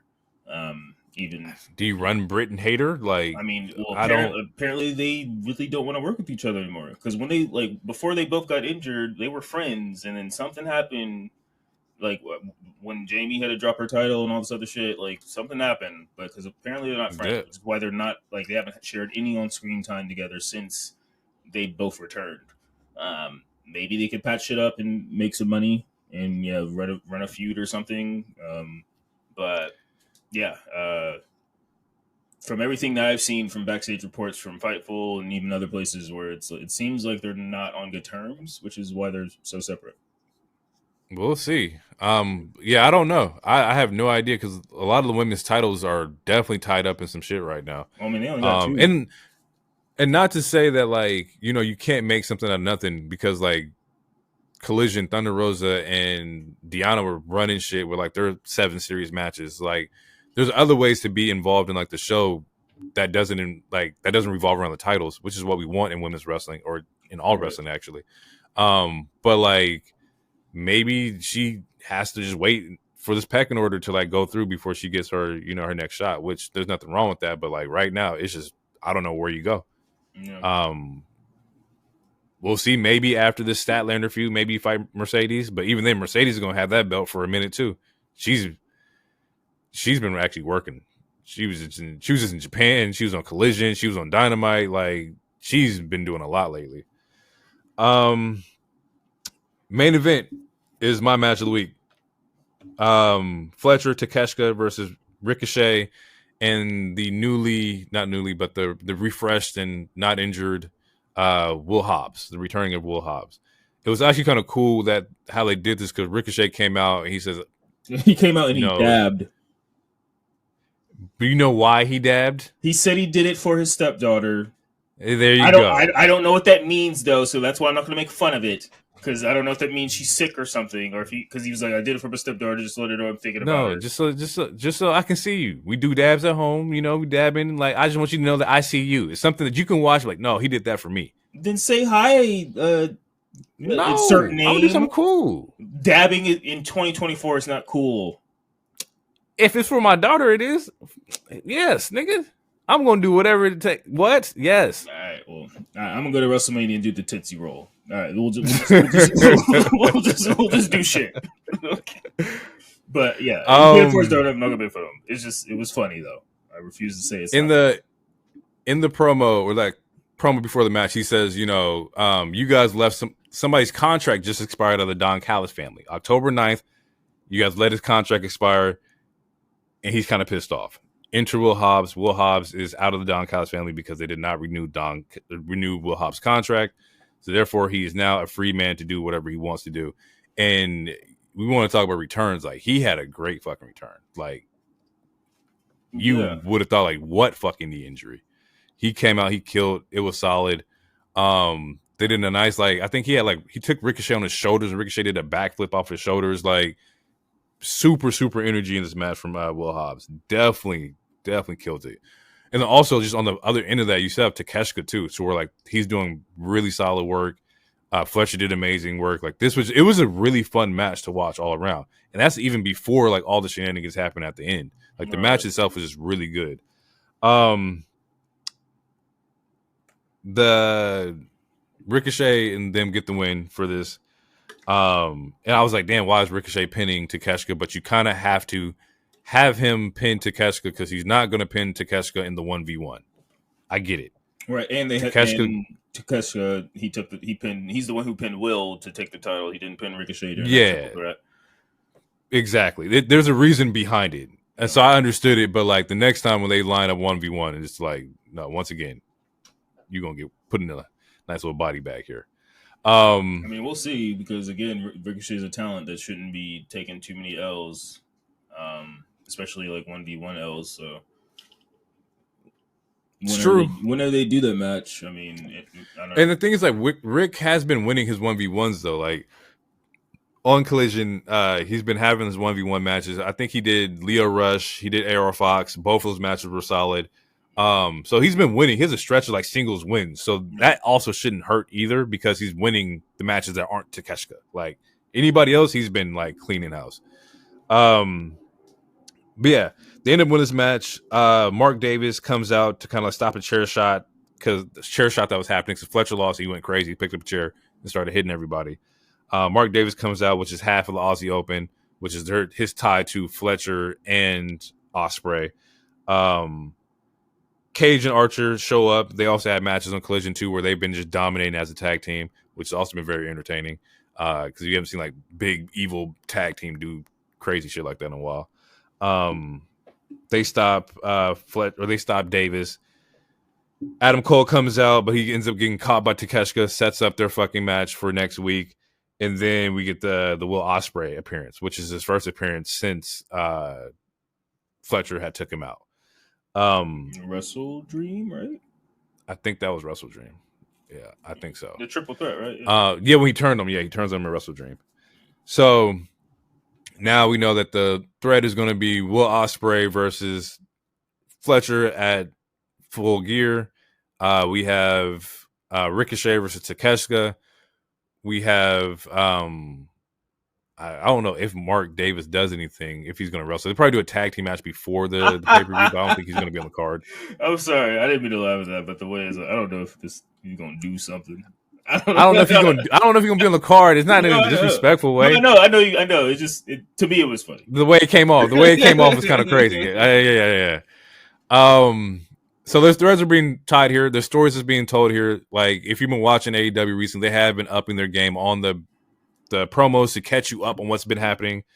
For everybody's segments, it's not just the main ones. So definitely check in or tap in. They've been doing pretty solid work with that. SmackDown this week.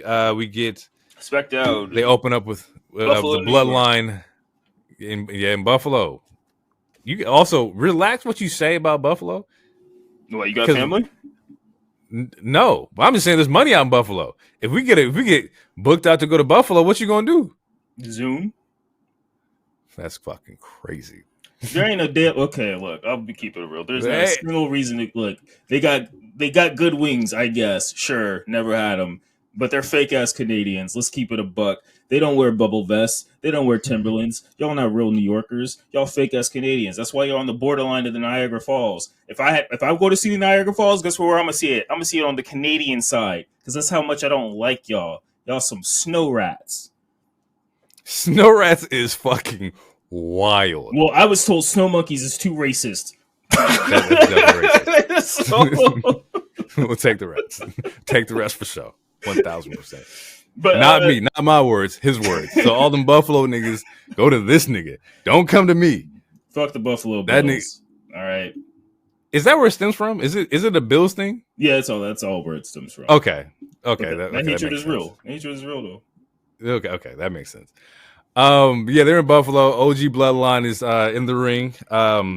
It's actually funny because Roman comes out, he gets the mic, Jey comes out, he tries to say something, and then like Sami comes out. Like we don't get any talking until like 15 minutes into like SmackDown. Yeah. But Sami says that he was only at Crown Jewel. Jey does talk. Roman doesn't talk, but yeah, Jay's like, yo, there's been a lot of misunderstanding. I just need you to hear him out, Oos. And Roman's like, who? You can tell like on his face is like, who? And then you hear Sami's music and he's like, this guy. You want me to hear out this guy? The De Niro face again. Yeah. He's really confused. De Niro face. The crow's feet, like, looking eyes. You know, disrespect. Yeah, he's still that's his shit. Gorgeous man. That De Niro face. If I ever see Roman, I'm like, yo, what's up with the De Niro face? Like that's like in your bag. Like you done watch some shit. You watch all his films. You done did that one. Man, it looks. Yeah, that's his go-to. But yeah, he's Sami's talking about he was only at Crown Jewel just for Jey. He says that, for a moment there, like, it was special. For a moment there, it felt like we were all family again. It felt for a brief moment we was locked in like we used to be. Yeah. It was a really good Sami promo. I tweeted about like it was before he even finished. Like in mid, I was like, I don't know how people could dislike Sami. Like, I mean, you could dislike him for his hair, I guess. His hair, he looks like a hippie, sure, whatever. But like, no, in-ring ability, promo, like making you feel emotional, like making you invested. These last 2 years, for sure, I just don't know how anyone could dislike this guy. Yeah. Prior to the 2 years for me with Sami, I think I was like, it's whatever with Sami. I get it. I think because also it was like heel Sami, it wasn't like babyface Sami. I got more locked in with heel Sami for me. I was literally sorry to cut you out. That's when I got like more locked in because I was like, oh, he's dancing, he's talking shit. Like he was the first person to ever mention AEW on Raw. I was like, oh, this nigga locked in. He crazy. when he's a conspiracy theorist, I was like, yeah, like he's crazy. When he came back during COVID for the IC title with him, Jeff Hardy, and AJ, and he like handcuffed him. I was like, this is the smartest man on the planet, bro. I know, I'm sorry. But I got more locked in with heel Sami, even though babyface Sami, because I watched him in NXT right before he got caught up. I did resonate with him, but I had the same sentiments where it was like, anytime him and KO had a match, it was amazing. But all the other stuff that he did, and it's also because of Vince's booking, it just was like, whatever, Sami's cool, cool. Man. But when he turned heel, like, and that's maybe that's Kevin Owens, from that Shane McMahon match during Hell in a Cell, like, I was like, when I was like, oh, I'm locked in. Like this, he has, he actually has a legitimate, like, a lot of charisma. And so it took to see him like see the charisma, right? And then once he got into the bloodline and he's doing the dance, he got the handshakes. It was like I fell in love. It was like that's it. Like this dude, like Sami's great. So we could have And it was just so much easier to like watch, you know, Sami do his thing, you know, even after he left the Bloodline, because now you're like, okay, I'm expecting Sami to do like certain things, and I know his personality, I know his character traits, that whole nine. So yeah, Sami definitely grew on me, but it was for sure within like the last 2 years. Yeah. But yeah, he's talking about like the old days. And he says like, I just need, you know, an apology. And Roman's like, you want me to apologize to you? He's like, no, not me. To him, to Jey. It was such a good moment. It was. Because it was. Jey had his facial cues on point too, where he's like, it was. There's, I don't know if you've seen a meme about it, but it's like that meme where it's like you about to get into a fight, but your bro like backs you up, and then it's like, you're like, oh shucks, like look at him.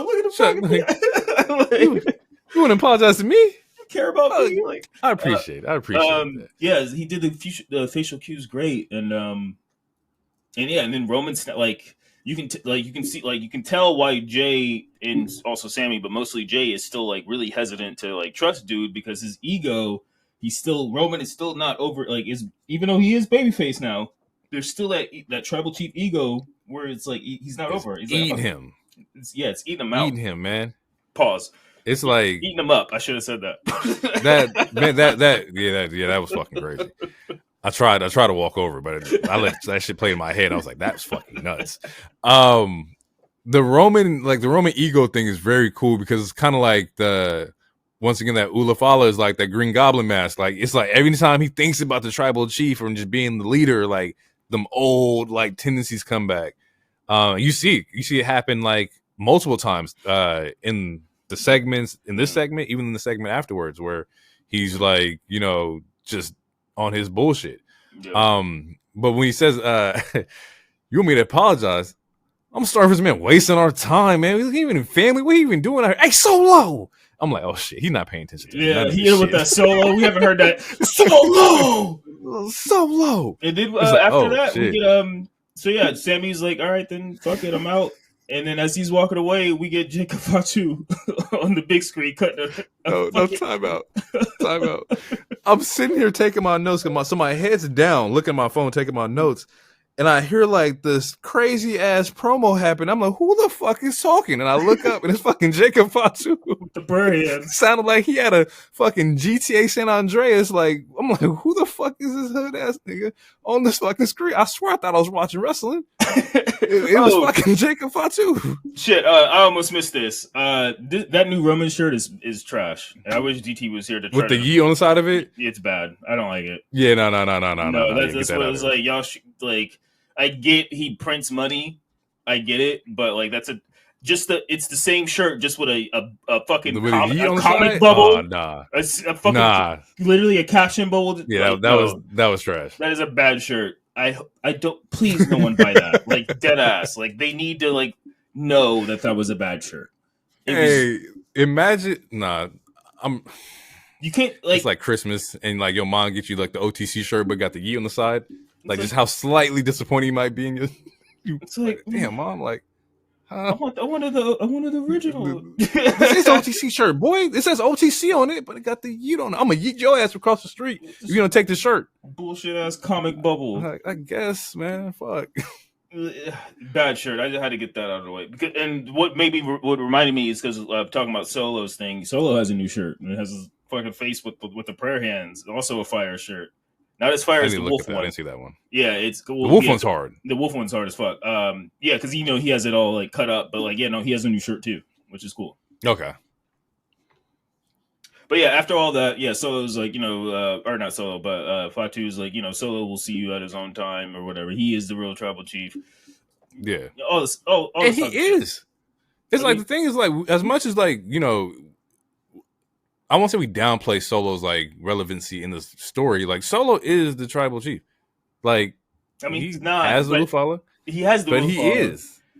He has the better team right now. They move in sync. Mm-hmm. Like, he's moving like he's supposed to. The only reason why he ain't getting the respect is because Roman's here trying to usurp this nigga's like title or Yeah, title. Well, it's also because he was jacking Roman. He's still. I mean, even though he again, we talked about multiple times, he's Solo's his personality shining a lot more these last this last month or so.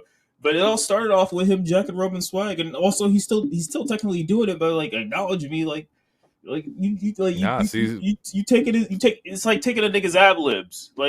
Solo treating his team a lot better. Solo ain't got his people mad at him. He ain't belittling Jacob. He ain't belittling the Tongas. They out. He letting them be who they are. Yeah, prayer hands and gangster promos. That's yeah everywhere. Like he letting them be who they are. And Roman wouldn't allow that shit. You are right. But still, you're still jacking a nigga swag. That's like me becoming a rapper, and then every song I start off with has the lighter flick. That's Lil Wayne's thing. I'm still in his bit. You can't steal my bit. I mean, it's cool. You could be the first one. You could be look. You could be Jay Garrick Flash. You could be Barry Allen. Maybe Solo just Barry Allen. It don't take nothing from you. One of them had a metal hat. There's a different gimmick.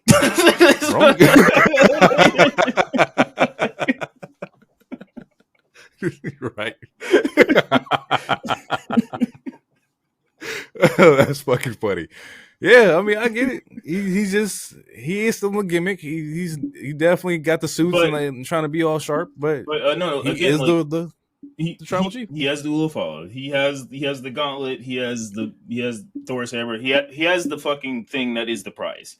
So on paper, sure, but as Jay said a couple weeks ago, you didn't technically earn it. You just took it. But after that, we get a backstage segment where you see Roman and Jimmy walk in backstage, and Jay's like, "I asked you to do one thing, Oos." He's like, Roman retaliates, and he's raising his voice, and essentially Jay's like, "That's your free pass, my nigga. You talk to me any crazier than this, I'm gone." And then he walks away. Out. And then Jimmy says something, and Roman's like, well, again, his ego's popping out. He's showing himself. And he's like, "Well, you questioned me too? Then go ahead, go with your brother then." And Jimmy just walks away. So then again, you have that moment where you see a chief without his tribe. Further callback to 2 years ago. Yeah, just good shit. Good writing. After that, we get the first match of the show, which is Bayley and Candice LeRae. It was a good match. Not much to necessarily write about. The ending, I would say, is the most noteworthy part because it's one of those moments where you actually see the babyface outsmart the heel, not being stupid. Because Candice fakes an injury, tries to go for a pin, but Bayley outsmarts her and gets the pin. And, Candice is upset, which plays into something else right after. But either way, it was a good match. Yeah, again, not much of note, but yeah, just a good, solid match. Do you have anything about it? Or? No, I got nothing. Weird. After that, we get a backstage segment. Gargano's talking to Motor City, saying, I'm glad y'all here. He's being all jolly. And then they leave, and then Ciampa pops up. He's like, "The fuck you talking to them for? They took our spot. They took our titles. He's like, Shelly. I've known since I was 19. I don't give a fuck. They took our spot. We never got a rematch, and now they have our hardware. Nigga, I don't give a fuck I don't give a damn if he babysat you, nigga. I don't give a fuck. I love that energy from Ciampa. I love it, bro. Hey, yo, what's up with you smiling and shit? Yeah, how you smiling? We lost. We losers right now. Clapping like a seal. No, bro, fuck them. Good to see you guys. We should have those too. You guys enjoy those. No, fuck that. It's war. Yeah, and Ciampa's essentially he's like, you said everything it takes, right? Or anything it takes, right?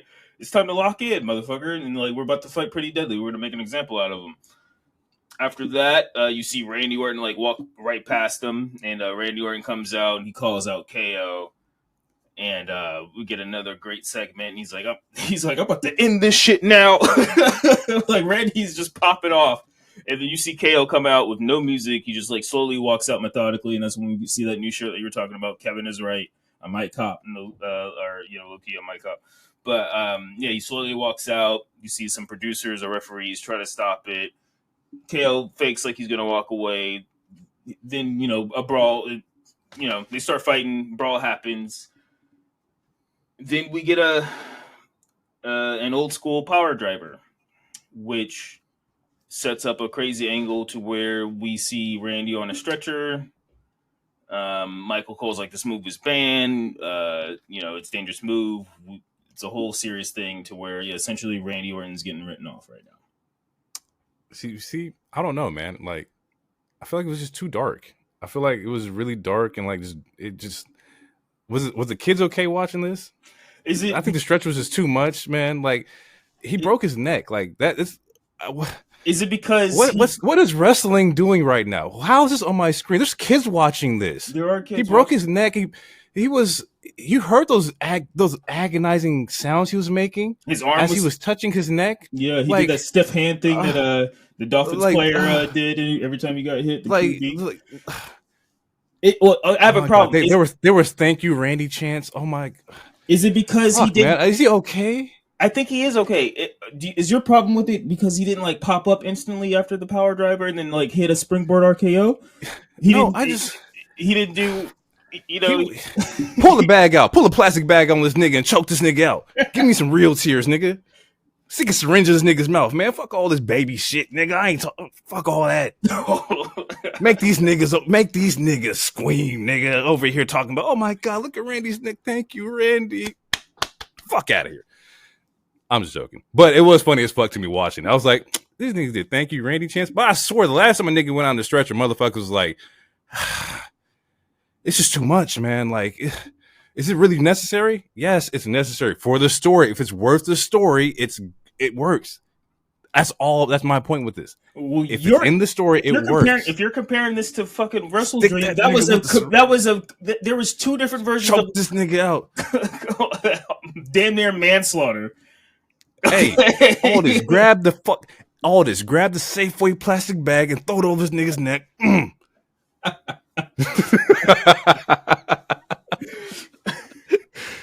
Let's give these niggas a real rated RKO, nigga. What you talking about? It was a good moment. I don't know. It's already more over than the Tiger Driver storyline as far as I'm concerned. Cap. Niggas was fucking pissed off. Daniel Bryan came back a week later after that Tiger Driver. This nigga had his neck broken and was touching his neck. These are the worst fucking paramedics ever. You don't let somebody who has a broken neck touch their neck. That's the last thing you do. This nigga flipped over on his side. They didn't say he had on his shoulder and shit. They didn't say he had a broken neck. That was the most. I literally wrote down. That's out of all of wrestling, and that's include WWE. This was some of the most professional protocol. Besides that, touch the neck part, but they never said he had a broken neck. This nigga took a power driver and lifted his neck up like, thanks guys, nigga. Hey. Fuck out of here. It was funny. No, it was funny. All jokes aside, I get what's going on here. In the WWE reference of things, this is cool because we haven't seen a power driver at all. It's a banned move. You're not supposed to do them. There's a reason it's a banned move in WWE because motherfuckers were doing it in WWE. It was really fucking niggas up. I mean, it's a banned move in like, legitimately certain states, which is like why at certain AEW shows you won't even see it done because it's a legit in certain states like the move is banned. It's a banned. And when you do see certain talent do it, it's always a talent that is the most trusted to do it. Because even when you watch KO do this, like, power driver, breaking the wall a little bit, it was the most protected power driver. Oh, yeah. It was the safest shit possible, which is why, they edited it the way that they edited it. Because, I saw someone on Twitter complaining. I forgot who it was. It was either to Bischoff or it was Raj, the Indian dude. But they're like, oh, you could tell, his head never touched the mat. I was like, yeah, it's that's the point, nigga. Yeah, that's exactly the point. We're not trying to injure someone who legitimately has who had back problems and shit. Fuck, bro? What's wrong with you niggas? And that's why you make the move look as dangerous as possible because I'm not. When you do crazy powerful moves and then someone just pops right back up, it does not make it as believable. The reason why they're making this so dramatic is because, again, it's a quote-unquote real banned move, and it's supposed to look terrifying, or it's supposed to hurt. Right. It's one of those moves where that's why it's please don't try this shit at home. For sure. Yeah, that's it was one of those moves that, they banned it because kids were doing it. Yeah, and it fucked up Stone Cold. It's funny because, as soon as I saw, the Smackdown, I was on Twitter, and they showed the Stone Cold Owen Hart clip where he dropped that nigga on his neck, and that nigga shit was fucked. It definitely shaved 4 years off Stone Cold, easily. Yeah, Um, honestly, a couple but more yeah, because like his work rate, like as a was child, lower. we think it was fire, but like he like most every show, all he did was like really just stun people. Like he didn't really wrestle that Yeah. often. Like it took a lot of years probably off of him, honestly. Yeah. So once again, I understand it for the WWE angle. This is a big moment for WWE and WWE storylines because, like, once again, we haven't seen nobody do that move like in a really long time. Nobody better to take it than Randy. Nobody to better give it than KO. Pause. That sounds crazy. But like But that no, was you the are safest factual option. because speaking of Stone Cold, like when Stone Cold came back a couple years ago, who did he fight? He fought KO, and like he's like Yeah. KO powerbombed him outside of the on the ring apron or or not at the apron, but like on the floor. Like they chose KO. Like Yeah. KO is clearly a safe ass fucking The worker. safest, yeah, You know? easily probably one of the safest workers in WWE. But yeah, I liked it for the implications of what it lines up with, right? He hit him with a band move. Randy's on the shelf, presumably until, Saturday night main event, I'm assuming. If not, I make me go a little bit longer, maybe. I don't know. And then also I'm thinking like, are we gonna go band move for band move? Do we get a punt kick? I mean, we haven't got one since the pandemic, but yeah, that has to be the retaliation, right? You have to get a punt kick. Can we get a band move for a band move? Let me get a punt kick one time. Let's. I feel like we're getting a punt kick. We have. I need a punt kick. We have to. I need a punt kick. Punt kick was like, I don't know if that's like circa like 2008, 2007 or whatever, but that was like my move in the SmackDown versus Raw games. The punt kick was so fucking dope. It's but back also one of those moves that like it's back in the game. One of those moves that you don't do in real life. That's why it's a bad move. Once again, do not do that. Yeah, because you should just be kicking motherfuckers straight in the head, bro. Like what? Like no. Oh yeah. But yeah, no, I feel like we have to get bad move for bad move. Band move for band move makes sense. Because I feel like that's what the story is leading to. But even then, like KO's gonna come back. He might hit somebody with the apron power bomb, which is why there's a lot of speculation. Like maybe he beat Cody. Maybe he does to Cody what he did to Sami Zayn when he went to NXT and took the title off and do that apron power bomb straight to the spine. I don't know. We'll see. It's also crazy because there's a couple moves that KO could do. Like his pop up power bomb is banned too, right? I thought that was also one of the ones. No, it's not banned. He just switched it up for the stunner, and like just doesn't like now. It's like a signature. Okay. He like rarely, like fucking he rarely does it now. But it wasn't banned. Gotcha. Yeah, I don't think. To my recollection, no one's ever gotten hurt from it because it's mostly. It's him. It's mostly, I take a pop up from KO. Yeah, just jump up and let me powerbomb you. All you gotta do is protect exactly. Yeah, so. As far as like the storyline goes, last ride, that's for fucking sure. No, I would definitely take a pop up over a last ride or a fucking priest like fucking South of Heaven or some shit. Nigga, you got me fucked up. As far as story implications for this, it does push KO even further because remember H was saying like, "Hey man, like I'm trying to protect you from him. I tried, and you wanted this match. He don't want a match. He want to just fucking end you, and lo and behold, he ended you." Yeah. This further pushes him in a different light. Do we like the idea, not the idea, but the fact that like Cody was there at the ambulance, right? I know that he's there. It's foreshadowing that Cody's going to fight KO and whatnot, but should it have been Cody in the ring talking about KO, get down here? Or was that the right play? Like, did you like that? Did you not like that? I was fine with it. What I didn't like was because, obviously they always do like a match or something after SmackDown goes off the air, and then you see like Cody have a match.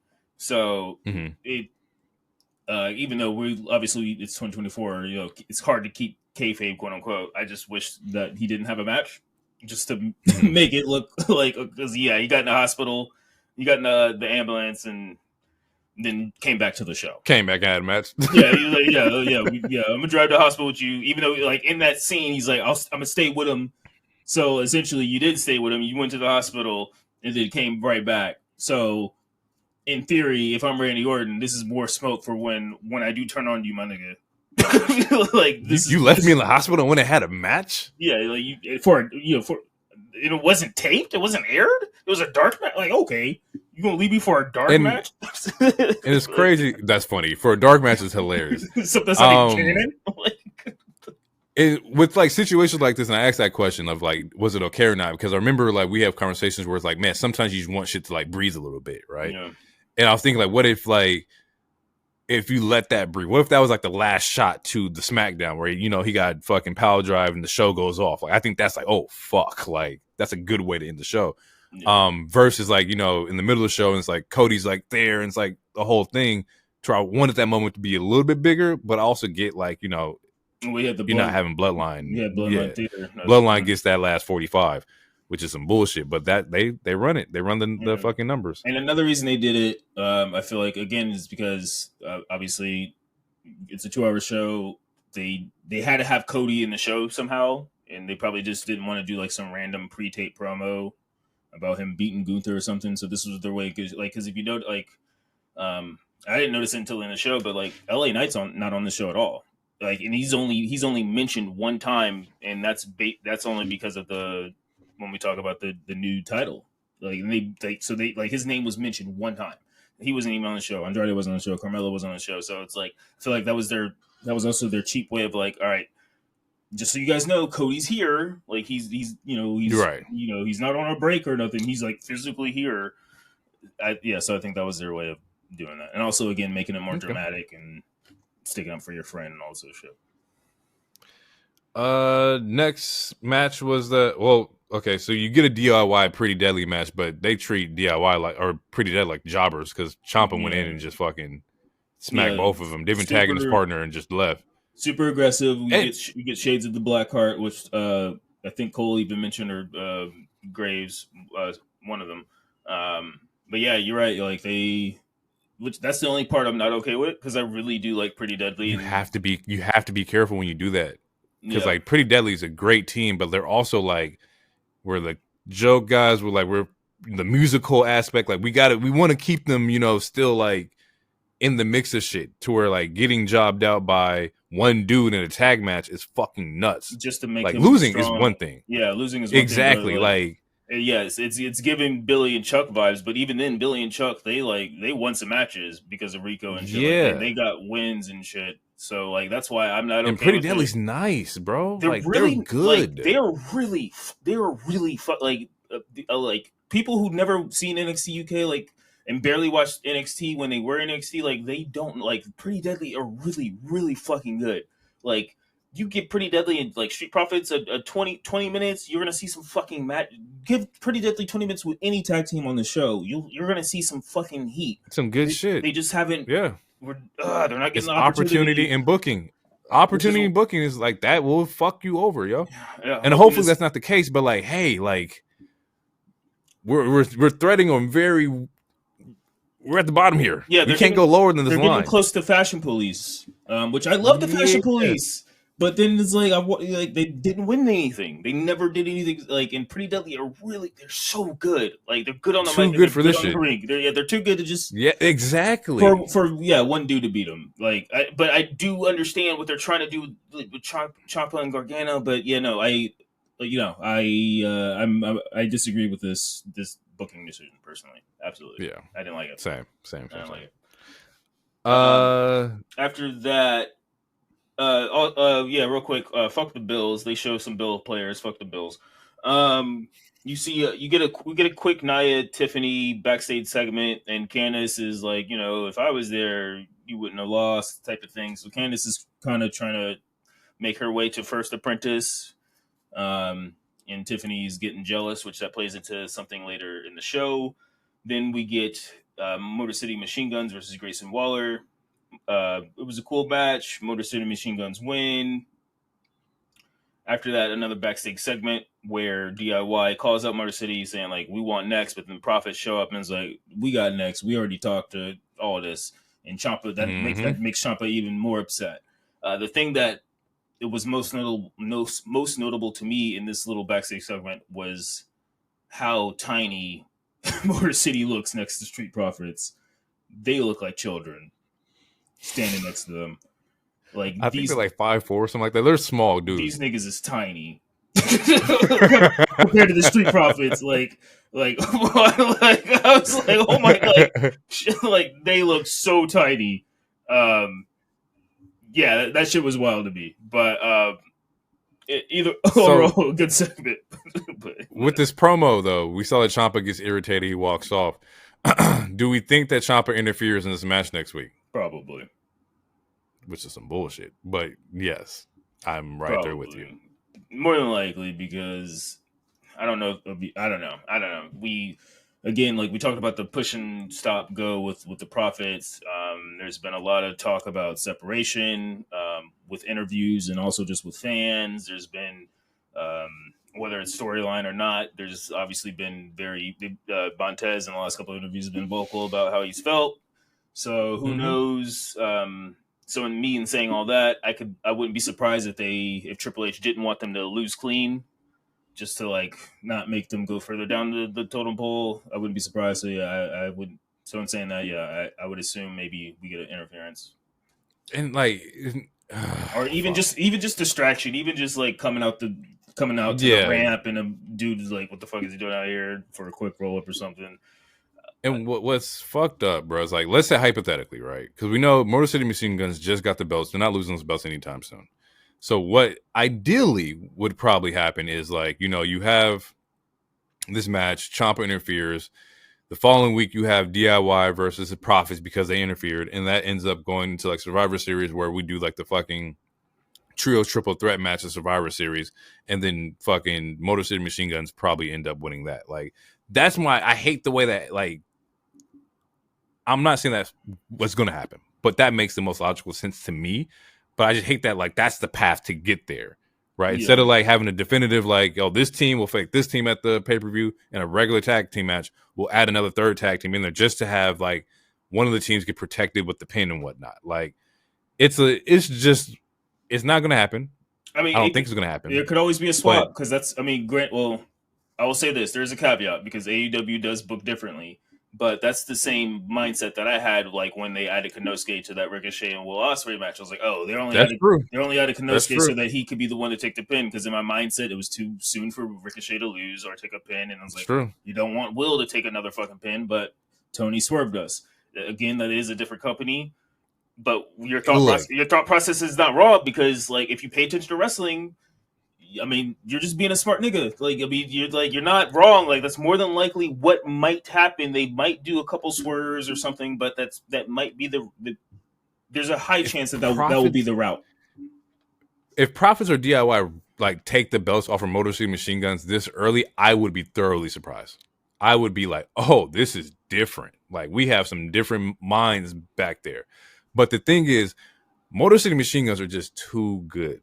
Them niggas are so nice. It's a breath of fresh air when they get in the ring and like they wrestle as a true tag team. Not that sounds disrespectful, but like they just bring tag team energy back. Like it's man. I don't know. They're just really fucking good. I'm assuming the DIY will get it back, but it won't be until DIY goes full heel, unless they break up. I like that. I hope they don't break up because I don't see anything for Ciampa or Johnny's single, unless Ciampa went after LA Knight. That would be a good feud. That's what I'm saying. That would be fire. That'd be hard. But I don't know if we need to break up another team. Like we're like the tag team division on both shows are just now starting to get good again because like Bloodline dropped their shit once. Now War Raiders are back. We got Motor City. Like they're starting to finally bring some life into it. And obviously Ciampa's like starting to freak out. So I would say maybe DIY goes to like full heel. Then we'll maybe get a switch up. Because as of right now, Bloodline, Grayson and Waller, or no, Grayson and Theory, LWO, or not LWO, Legato, and then Legato. And Pretty Deadly. And Legato and Pretty Deadly are probably equal as far as like how strong they are. Pretty Deadly just got beat by one guy. So then, all you have is Grayson and Bloodline. So we'll probably, DIY will probably switch heel unless they try to do it with Profits again. But I feel like Profits are too light. I don't know.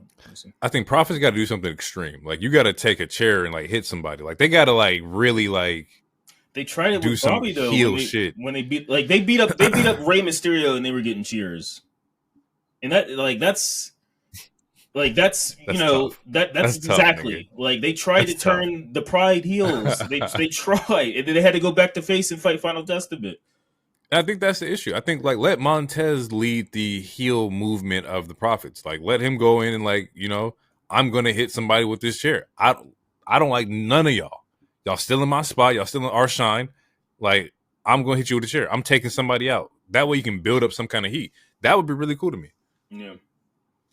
All right. So after that, we get the announcement, because before the show started, we were told that Aldis has a was a life changing or career moment, just a history making change or moment for wrestling, and essentially it is a women's mid card title. SmackDown is getting the Women's United States Championship. And there's a lot of people online that are instantly saying it should go to Mia Yim / Michin, which I'm not opposed to. I agree with some of those arguments. I have a counter offer. Let's hear it. Chelsea Green. My other counter. That's tough. Naomi. Okay. So, and here's my logic. Naomi, you get the in-ring work and the entertainment factor. Chelsea Green, you get the entertainment factor. / the ball is life. I'll die for the shit factor. And then with Mia, all you get to me is I'll die for the shit factor. So, here's my logic with what you just gave me. With Naomi, I love the idea of her having it, but I think Naomi should be women's champion. I think she is mid to high tier and leaning more towards high tier than mid tier. But also also in the same vein, you need somebody to like carry that, to be like, hey, you're a high tier person, but we need you to carry it because it's going to be that important, right? And then you would have like a Michin beat her, and then she can get like shot up the rocket, which makes sense to me. But also on the flip side, to have Michin win it, okay, you're here now. Like, you can only go up from here. So if you give it to Michin, we just have to book her to where like you are going to look great with this, right? Right. And I like Michin, but all her best matches are matches that involve weapons, and we can't make every match a weapons match. No, absolutely not. And that's where like it's weird, because I do agree that Michin should be that mid card champion. This belt is literally made for her, but it's like we need you to like have good matches that don't involve weapons or like stipulations. Yeah. With Chelsea Green, it's the like you said, the entertainment value, right? But I don't want the belt to go to somebody entertainment based off rip. Because then you put the stigma of it's just entertainment again. Like, it's just another women's belt where they're just being entertaining and they're funny. And what's the difference between this mid card and like the 24/7 title? I don't want that to be the case. Give this motherfucker to somebody who's gonna fucking fight. I want somebody who wants it, who's gonna put on shows or put on the matches night in, night out. And that's where like Naomi does make the most sense. Okay, at least I have one last crazy offer or counter. Charlotte Flair. If she would take it, I don't think she would take it. I think she would, because then you can pause her breaking her dad's record, because I want to say she's only 1 or 2 away from breaking her dad's record. She's not that far away, and she has to do it at a Mania, and for sure. Yeah, and then you put it on someone credible, so it doesn't feel like a joke or entertainment. And then also it keeps her out of the main title picture, which is where she's always at. And well, I'm gonna ask a question. Like, is this, since we don't have a Raw one, is this for all the women right now? Is it just one? No, as of right now, it's SmackDown, which means which more than likely means we're getting a women's IC. Based off of what we know, it's like, because Aldis, like, if this was for both shows, it would have been Aldis and Adam announcing it. True. Based off of what we've seen the last couple of months, because anytime they did something for both shows, both of them were announcing it. Like, they did it for Crown Jewel, they did it for a couple other things. So, in theory, or based off or on paper, it seems like the SmackDown or the US title is just for SmackDown, which means in theory, then Raw is going to get the IC. I'm thinking, like, who else could we throw in there? Like, Naomi's in there. I don't know where the fuck Blair is at, but you can throw Blair in there too. Like, just those women who are great singles wrestlers, just get them in there. Piper will be a great, be a good women. Like, huh? I'm interested.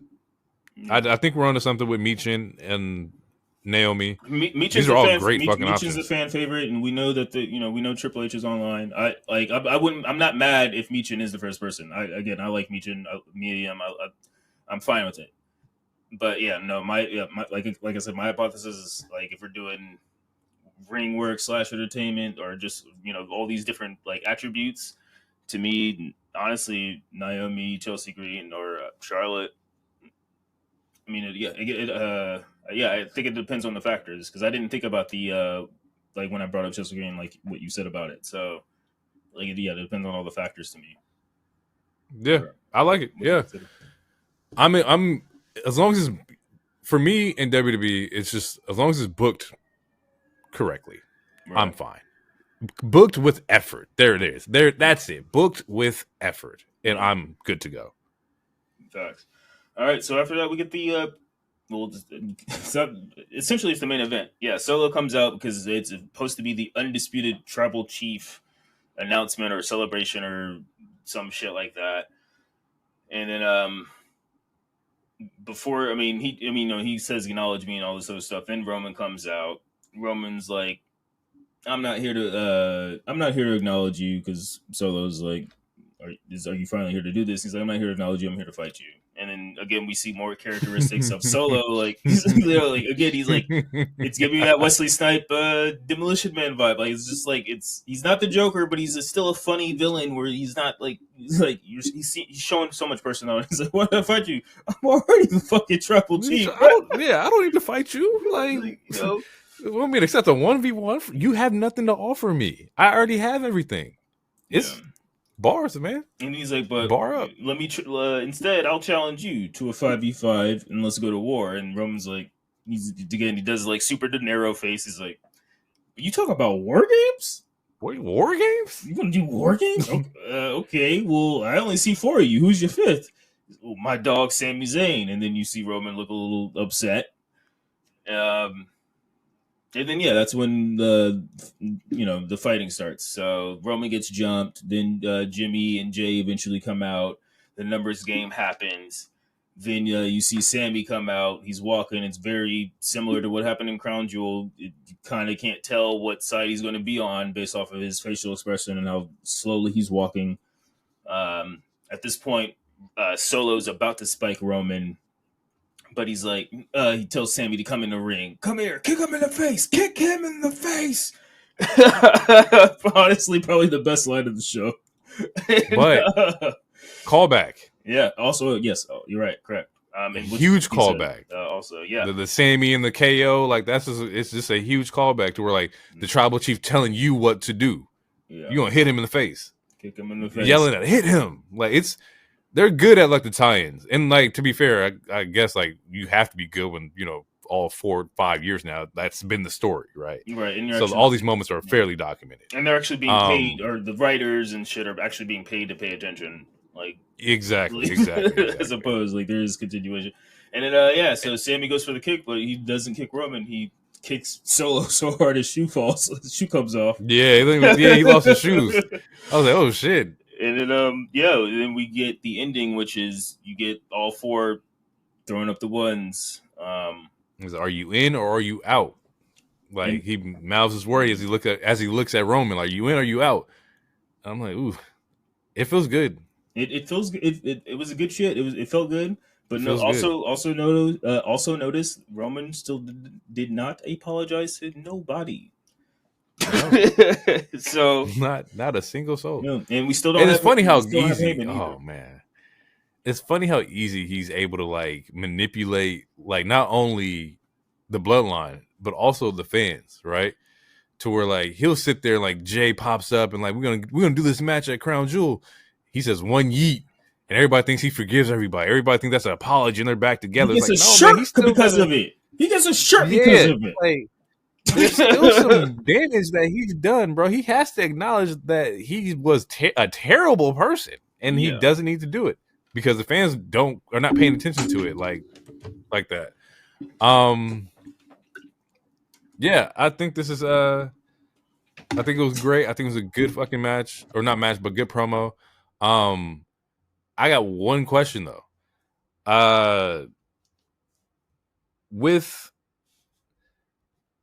With this angle, we know that like we're leaning into like, you know, Brock versus Roman at WrestleMania. That's kind of where they're headed. That's where, at least that's where we think they're going with it. And at some point, Brock would have to take Solo's power away. So it's like, how does he do that? How does Rock take the? They lose War Games, and then Rock is like, "We're gonna do this shit my way now." I guess would be my only other way, because that's like when Solo first started doing the whole, you know, I'm the tribal chief shit. We all thought, or at least it seemed like he was going to be a puppet for the Rock this whole time. But it seems like he really is the tribal chief. Right. To where, you know, like, well, no, we can't say what the Rock said or what he thinks, but based off of what we saw during Bad Blood or whatever, it doesn't seem like he's upset with Solo. Obviously, he's upset with family, fighting family, and whatnot. So yeah, to answer your question, I feel like the easiest way, and easy doesn't mean better, and it doesn't mean good. It means easy. The easiest way would probably be like they lose the War Games match because they already won the Crown Jewel match. They lose against the OG Bloodline, and Rock is like, you know, let me take over, you know, and maybe even Rock does his own manipulation where he's like, you are the tribal chief, but I forgot what he called himself, the Emperor Chief or the Chief and Council or some shit. I don't remember what it was, but he could manipulate his way to the hierarchy, similar to what he did with TK or TKO. Yeah. My big question, and I mean, we still have plenty of time to figure this out, and I would like DT's input on this also, but what happens, like, as far as Jey and Sami go, what happens for them after War Games? Because unless this is going to be a 4v4, 4v5, or 5v5, like, for the next, like, half a year, like, what are they going to do? Because, again, they're also still on separate shows. You know, like, what happens after this War Game match? Whether they lose or whether they win, OG Bloodline, like, what happens? Like, I don't. Do you Solo see and Jacob? Right, but do you see OG Bloodline sticking together? Because I don't. So it's like, how do you split? No, them no, up? I mean, but the thing is, it is Mania season to where like you could do both, and they have usually during the crunch time, the Q4 of like wrestling, like they do both. I mean, but you're right. I don't know how. Unless people are coming over for Netflix in January, like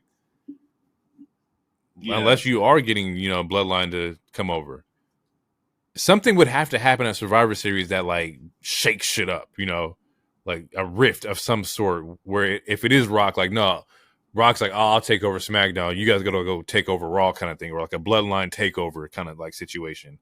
Right. Similar to like how we see in like, you know, AEW when they're fighting for the company and whatnot. But imagine if Bloodline did add more people and took over both shows.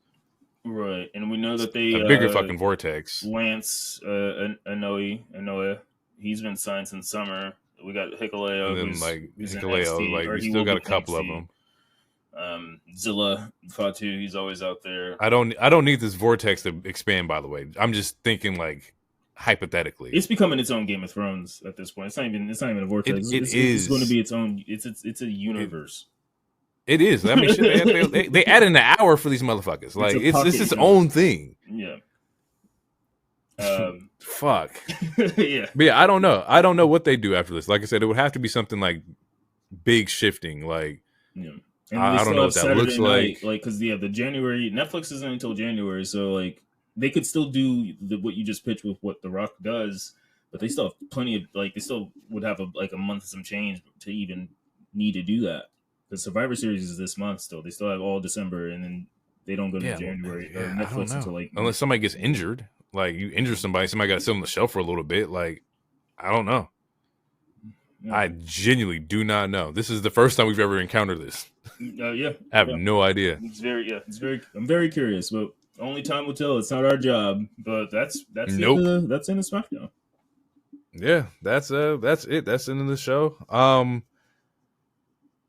Overall, like, I think once we get back to, a non-tape version of Raw, things would be a little bit more cohesive. Not saying the Raw was bad, but like, I need them to all be in the States for it to make sense and not pre-taped. But yeah, overall week was good. There was a lot of solid fucking wrestling, a lot of good stories being told on everything. We still got a couple weeks before we hit our first pay-per-view. So next week's episode should be a regular episode. It also should be the return of DT. As he said, he should be available to come pod with us. We'll see how that goes. Which his car was here. I don't know what he was doing, but his car was here this whole night.